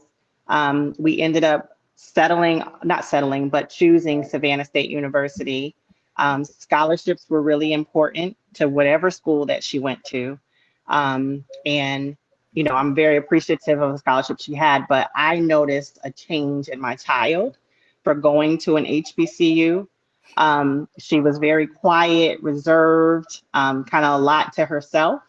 And I think even the first semester, it wasn't even the finish of the first semester, which is probably like a couple months. She had came home to visit, and we had like a celebration in our family. And she was very outspoken. She ended up being the MC of the event. She was just a totally different person, more confident in herself. So I am a advocate all the way for an HBCU. Myself going to a PWI, I know I see the difference, and going to a PWI compared to those that have went to an HBCU. My other daughter is going to graduate next year, and she has her eyes on Tennessee State. So I am a full advocate. I'm telling all of you people, everyone out there, to donate, donate, donate. Scholarships are important. Give children the greatest experience that they can have as an African American student, to be around people that are like them, to encourage them, to uplift them. I have seen the change in my daughter. And if I had a choice to go back and change my mind to what school I did go to, it would be an HBCU from here on out. So. Well, thank you, Adrian. Mm-hmm. Please encourage our viewers to give. We're trying to hit that 3,000 mark tonight. Yes. And I haven't gotten an update, but I got a text from Phyllis, Drayton, who said I'm giving $25. So that's going to add to my $7.99. Subtract that, and then that's how much we need. But Yes. we thank you for pushing your Yes. children to Mm-hmm. first attend a higher education, and Mm-hmm. then supporting them when they have chosen an HBCU. Can you encourage our viewers to give tonight? Yes, I gave while I was in the waiting room. So it's very easy. Scan the QR code. Everybody's used to QR codes. Give, give, give. Scholarships are needed. Programs are being pulled back for our children. So programs like this, being able to donate to scholarships and letting them have the money so that they can go to a school and be around their community is very important. So give, give, give. Yeah, and I was just told that Jay Shay was your daughter. Jasa is my daughter. Yes. Jason, Uh-huh. that's it. Yep. That's your Mm-hmm. daughter, and Yep. she talked about her experience. Like she necessarily want, but when she got there, she fell in love. So Uh-huh. She did. thank Yep. yeah. So Yep. thank Even her you. being on here is a testament of her being at a HBCU because she probably would have never done that before. So Really, see, that's what mm-hmm. we do. That's what we Mm-hmm. do. But Yep. thank you again, Adrian. Thank We you. appreciate it. We All appreciate right. you. Donate. Donate. Thank you, thank you, thank you. You heard it from everybody who have been on this call tonight that they are encouraging you to donate. And they're just not pulling that from, just the air saying donate, donate, donate. They are saying it because they've experienced it. They either have children who have experienced it or they have experienced it themselves and what it meant and means to them. My line sister, she was number one and I was number nine. I was last, she was the first. Hey. And when I sent the call out to my Marsh Brown and line sisters and all, she jumped on this call because when I tell you, if you don't know, true dedication to your alma mater, this one here is true dedication to Marsh Brown College because it just didn't start with her. This is Narissa. Now I just call her, Sarah Narissa. This is and she was it your mom and your grandfather and how far did it go back in the lineage Keep going. of Marsh Brown College? Keep going. What? Tell us how far it goes back It, as alumni of Marsh Brown College. I am the fourth generation in my family. It started off with my great grandmother. She went back to college in, I think, 1903. And she spent a couple of years in the normal program at Morris Brown and got her degree in 1905. So we have over 120 years invested. Both of my mother's parents, my great grandmother's son, Henry Thornton, met Amelia Hall. My grandparents met at Morris Brown in the 1920s. Then Morris Brown was a university. So they both got their undergrads. My grandfather got also his doctorate of divinity degree from Morris Brown. My grandmother taught the kindergarten because it was a university. It went from kindergarten through that doctorate of divinity. In 1952, my parents met at Morris Brown and they graduated in the class of 1956. I was in the Little Miss Morris Brown pageant in 1968 as a 3-year-old. So I've always been around Morris Brown. I am because of Morris Brown, and there's nothing I wouldn't do for Morris Brown. I'm also the mother of the 5th generation because my oldest son, Joshua, graduated from Morris Brown in 2012. So you cut Orange us. brown just in y'all's blood, It okay? is in, I It's was just just about to in say your you cut us and DNA. we bleed purple. You know what, Narissa? That's all you gotta say. You know what I'm saying? Amen. That says And it pass the right plate there. since we're collecting. Let's pass the plate.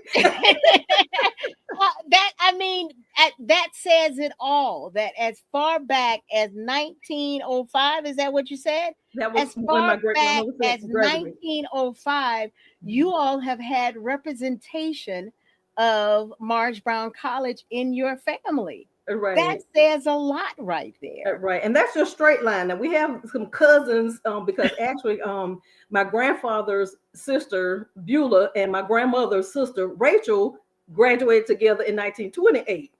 So you know we kind of go out some. We have cousins that went to school with my parents, you know, in the 50s and things like that. So it's not just, I'm straight line, you know, the fourth Yeah. generation. Then we have, you know, those that have branched out and some of their kids have gone, you know, to Morris Brown and everything. Like I said, hey, you cut us, we're gonna bleed purple. So you knew you had to go.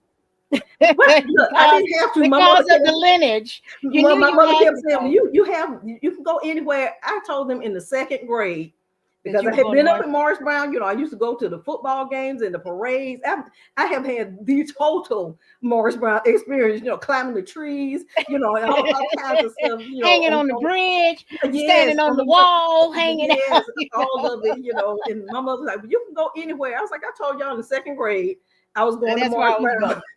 So I got a full academic scholarship. Uh, that was in 1981, and the full academic scholarship was $10,200. That was for 4 years to let you know how tuition has gone up a lot, and why we need to support this effort, you know, and help our kids to want to go to the HBCUs and support them financially and just have their backs. But yeah, $10,200 was my full 4 year scholarship. Wow. Well, Melissa Sora, Melissa, my beautiful, loving line sister. If you find it in your heart, give, and or if you know will encourage all of our viewers and listeners to give to this Closer-Thon as well. Oh yes, most definitely. Give because our children need us. We need to fund these next generations for HBCUs. Everybody else is trying to shut us down, but we're not going back to where we did not have our HBCUs. We need them. The children need it. Hey, we got to keep this going. I was trying. That's why I had my head down when you said I'm up next. You know, I was trying to do my donation. I'm gonna finish that up as soon as I get off. But hey, we have got to give. Hey, somebody did it for us. We have to do it We for the got to next do it for generation. them, And right? yeah, look, and I'm looking forward to the sixth generation coming out of Yeah. Morris Brown from my family. Sometimes, you know, So we not got very we soon. got to keep it there for them. Oh yeah, most definitely. But thank you, my line sister. Thank you, my alumni friend, for coming on, jumping on, giving a contribution as well as challenging others to do so. Thank you for the time. Thank you for the lineage of your history of Marge Brown. We appreciate you, and we can't thank you enough. And you know when I'll see you. I'll see you. I'll see you. Yeah, But we'll thanks. see each other But soon. Already. we'll see each other soon. Thank you so much.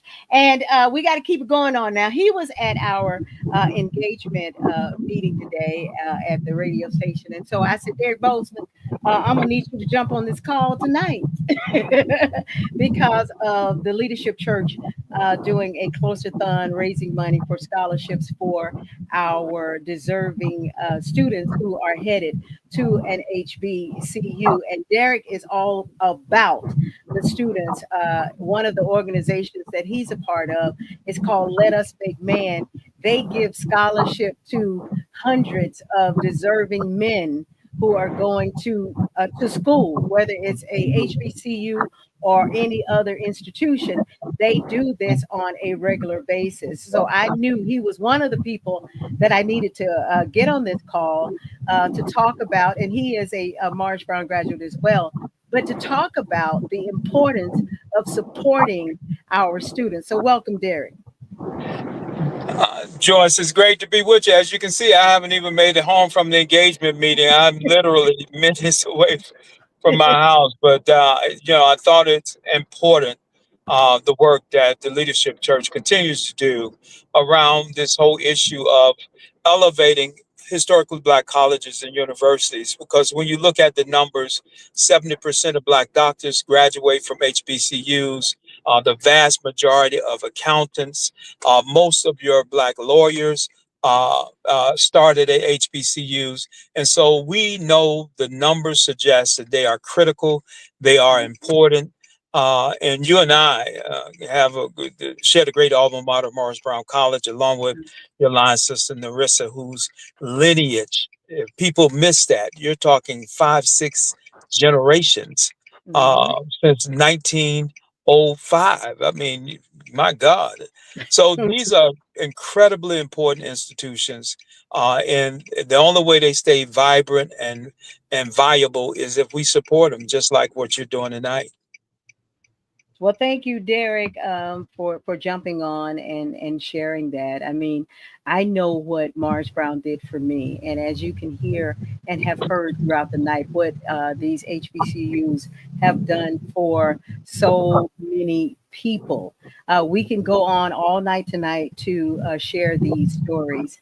So, Derek, would you please encourage others to support this cause that we are having, or when they hear of any organization? I know tomorrow you will be doing a Blackest Black History program tomorrow live from your show from 4 to 7 at First Iconian. And it's that kind of behavior of our community to lend and show support that we got this because we can do it together. So would you please encourage people to support this cause and help support our students of HBCUs? No, look, it's an easy ask. And the reason we support this cause and what the Leadership Church is doing, because if you got a Black doctor, you probably came from a HBCU. If you got a Black attorney, probably came from a HBCU. Morris Brown at one time graduated almost 99% of those who came through the nursing program. Mr. Burnett, most of your certified public accountants, public teachers came off the campuses of these historically Black colleges and universities. And so I would say give because we know that there's some child has to make a decision whether they're going to be able to get back the second semester. And I will tell you, Joyce, what you find is, just a few $100s sometimes separates whether that child can continue to matriculate or not. And so I don't know where you're at. I think you said a few minutes ago you had $7.99 or somewhere thereabout. We are at, hold on, Derek. We are at $2,976. Now our goal is 3,000, but we don't mind going over now. We don't mind. So that's where we are. Thank you to all the people who have donated. So let me add my 250 to that. I was gonna split it in half, but now I'm gonna make it. I'll add my 250 so that you can exceed your goal. And I want to encourage others. It's easy for me to give 250. I just came from dinner that almost cost me that, but it's easy to give, and I want to encourage others to do the same because the need is going to be greater than what we anticipate. So give generously to this effort. All right, and if you can exceed the 250, fine, but give generously to it because ultimately it ends up buying books for some young child, some young student. It ends up paying lab fees. It ends up helping that child to be able to stay in their community. So that's critically important. Okay. Well, thank you, Derek. Thank you for your contribution of $250. If you need to know the way to donate, just hit me up and I'll send that link to you. But we appreciate all the work that you do in the community to help move our young students forward. You do a lot of work, and you are so willing to help others do the work that we are trying to do to support them as well. So thank you so much. And I'm glad that on your drive home you still made this call. And we'll Absolutely. see you tomorrow at the Uh, Black History program tomorrow. I appreciate you, Joyce. Send me the link and we'll take care of that tonight. Thank you. Okay. Thank you so much. Thank you so Uh, much. Our last call is another good friend of mine. She runs a phenomenal PR firm. It's called Chit Chat Communication, and she goes by the name of Carla Morrison. She Carla, you got to turn your camera on. No, it's a little dark, but you got to turn your camera on. Carla graduated. You can't see my face. We won't keep you long, but she graduated from Bowie State University in Maryland. Thank you, Carla, for coming in. And we just want you to talk about a little about your experience at Bowie State and to encourage people to give. Well, yeah, I went to Bowie State, and I was one of those really focused students. I was all about the newspaper, so I was the entertainment editor of my school newspaper, and I took that job seriously. And that really was the highlight because in writing for the newspaper, I developed my networking skills, and I'm a massive networker, as you know, but it came out of going to Bowie State and then just kind of teaching me how to use my voice. I'm driving too, y'all, so I apologize for Be that. careful, be careful, be careful. I am. That's why I'm not looking y'all in the face. I'm keeping my eyes on the road. Please do. But yeah, and Bowie, I mean, going to Bowie State University, I even got the chance to take a road trip with other classmates down here to Atlanta to attend the Black Radio Conference. I don't know if you remember that conference. Yes, I do. Yes, and that was so exciting. That's where I met some of my best friends who I'm still in contact with to this day.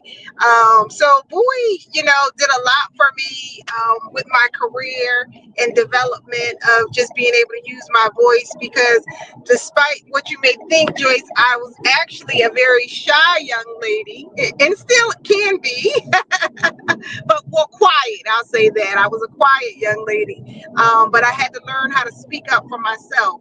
And at Bowie State, I did learn that. First learning my pitch on how to introduce myself, and then just developing my networking skills. And then I'm a part of a sorority, so I joined the sorority, a sisterhood.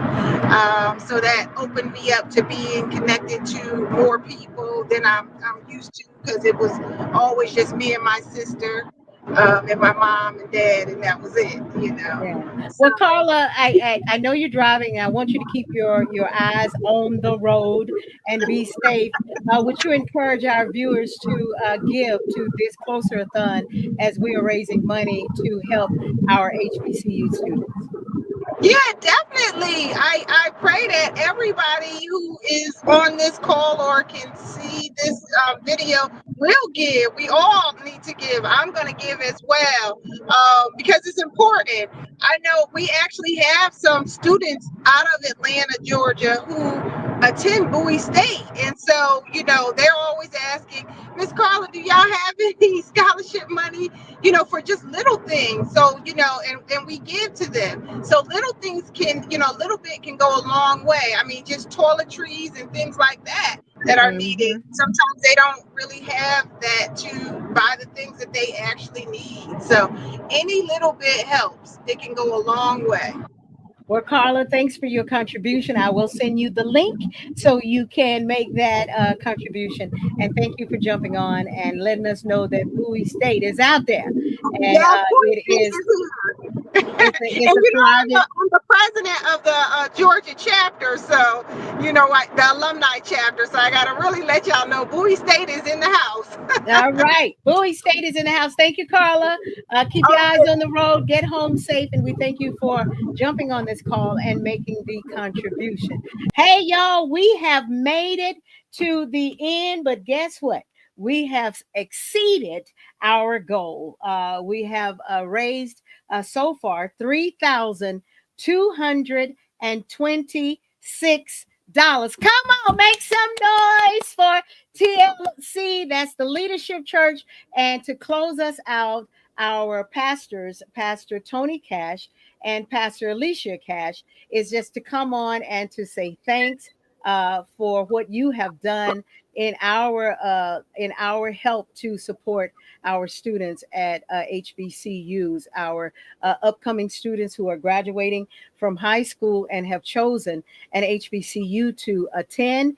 And sometimes, as Carla and so many, even Zoe, our very own Zoe, she's a member of the Leadership Church, but she's also a student at Alabama State, who have said she didn't realize how much it costs to buy some tissue.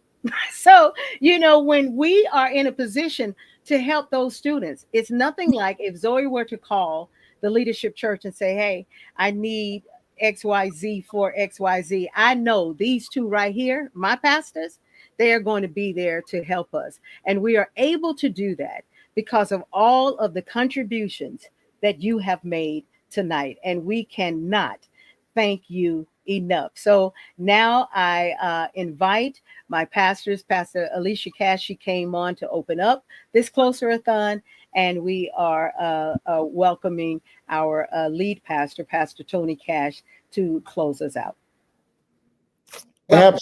Absolutely. Pastor, is there anything you want to say before I close us out?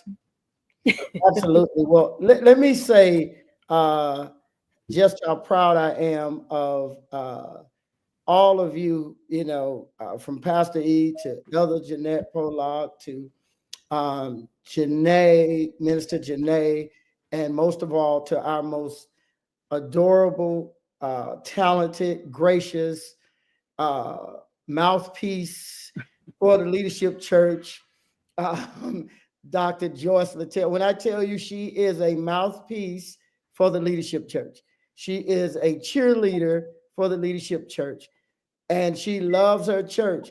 And we can get on her last nerve, but she's gonna cheerlead for her church, and that's the kind of person she is. So if you are out there and you're in the chat, can you help me give it up for our host tonight, Dr. Joyce Littell? Put it in the chat. Guys, blow up the chat because she has done an amazing work. There's a scripture that says, this is marvelous in our sight, and this is God's doing. And Joyce, we are just proud to know you, to work alongside you in this ministry. And I just want to say to everyone who has watched this amazing Closer-Thon, how important you are to the cause. Whether you can give or not, you're important to the cause because your prayers and your well wishes and your cheerleading for what we're doing, it matters. Every little bit matters. And so maybe tonight you can't give, but maybe pay. See, I had someone just text me, Dr. Joyce, who said, my gift will come next week. And so maybe tonight you can't give, but maybe next week you can. We are committed to making sure that 100% of what we get from this go to deserving students. Students who may need the books, may need just $300 more to just get over that bridge they say they have at Morris Brown. I got to go see the bridge. I'll tell you what, I'm so excited. I was over here cheerleading, saying, give me an H, give me a C, give me a C, give me a U. What do you have? HBCU. That's how excited you all got me tonight. And I'm a goals-oriented person, so I like exceeding goals. So I just want to thank All of you. And if I missed your name, please charge it to my head and not my heart.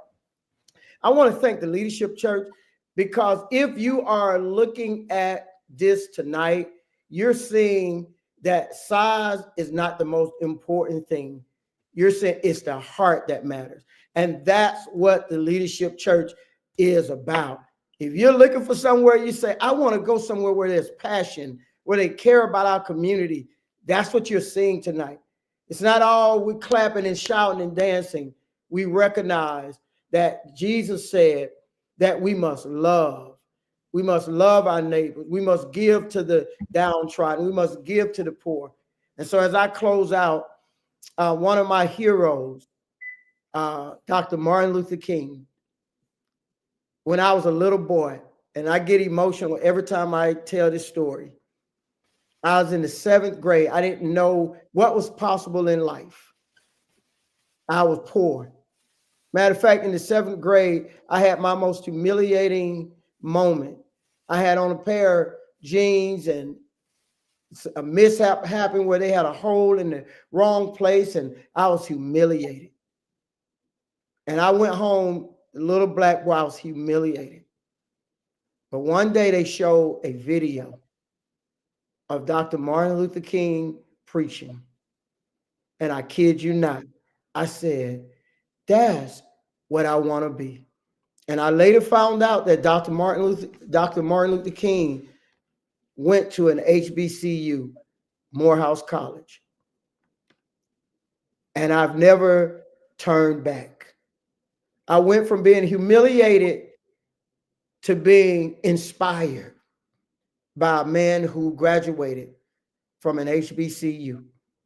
And I want you to know that's the power of the HBCU. It can take a little boy like me who was embarrassed, hurt, and it can change one life, one student at a time. And I am who I am today because I looked up to Dr. Martin Luther King, who attended an HBCU, and he showed me that all things are possible if you just believe. That's why this is important, because there's a child who's going to see an HBCU graduate, and that graduate is going to inspire that little child to believe that you can come from humble beginnings and you can really be somebody in this world. So, my family and I, Pastor Elisha Cass, Jackson, and Kennedy, we want to make sure that from our household that we give a total of $500 towards this cause, because we know that it matters.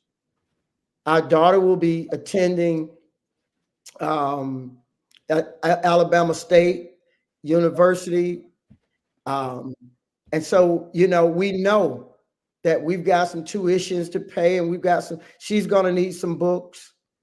And we hope that someone one day see her and shoot her a little something, So, we hope we reap what we sow, but we want to give back to our community. And Joyce, I know you stand with me in saying this won't be the last time you see us. No. We'll be back. We'll be cheerleading for these causes. You'll see this ministry cheerlead over the next 4 years for the health and welfare of our Black community. And we promise to be honest with every dollar to make sure that every dollar goes exactly where we say it's going to go. So I want to thank all of you. Such an honor to lead an amazing ministry like the Leadership Church. There are times we have ups, downs, challenges, but I truly believe that I lead the greatest church in America, and I love all of them. And this is a place you want to be if you want to make a difference in this world. So again, thank you so much for being a part of tonight's program. May God continue to bless you and your family, and may your heart always find a place to give just one more time. God bless you. Thank you, Pastor Tony. And it is such a pleasure to be a member of the Leadership Church because they are so community. I am a community person. I've always liked to be out there helping. I've never been one to be in front, but somehow I get pushed out there and I got to do what I got to do. But I cannot thank them enough, Pastor Tony Cash and Pastor Alicia Cash, for having the desires of their hearts to do what needs to be done to support our community. I did get a text from one of the people who would have come on the show tonight representing Morehouse. He said, unfortunately, he got turned around and having to do something else, but he will give a contribution. He didn't say what, so now I'm going to tell him what he got to give to this cause, Daryl Killian. And our grand total as of now, and you can continue to give. We're going to have the sneaker ball and award these scholarships in May. So between now and May, you can continue to give. And for those of you who have given, as Pastor Tony have said, the thumbs up that Pastor E gave is that we appreciate, we love, and we thank you for it. So right now, our grand total is $3,726. We exceeded it. And I cannot thank you enough. Wednesday nights, 7 o'clock. You can tune in to the Closer Experience. That's where we just talk and have conversation on our podcast of bringing you closer to God. If you are not a member of a church, then we cannot encourage you enough to become a member of the Leadership Church. You already see what we do. And we learn about our Lord and Savior, Jesus Christ. So you can always text us at 855-960-220. That's 855-960-220, or go to theleadchurchatl.com. Find out all you need to know about the Leadership Church. But coming from my mouth to your ear, I promise you, if you want to grow closer to God, if you want to know and understand what your responsibility is as a Christian man or woman, girl, boy, or child, then come to the Leadership Church and we will definitely show you. We love you, we appreciate you, and we thank you for being here with us on our Black History Month HBCU Closer-Thon. Have a wonderful night.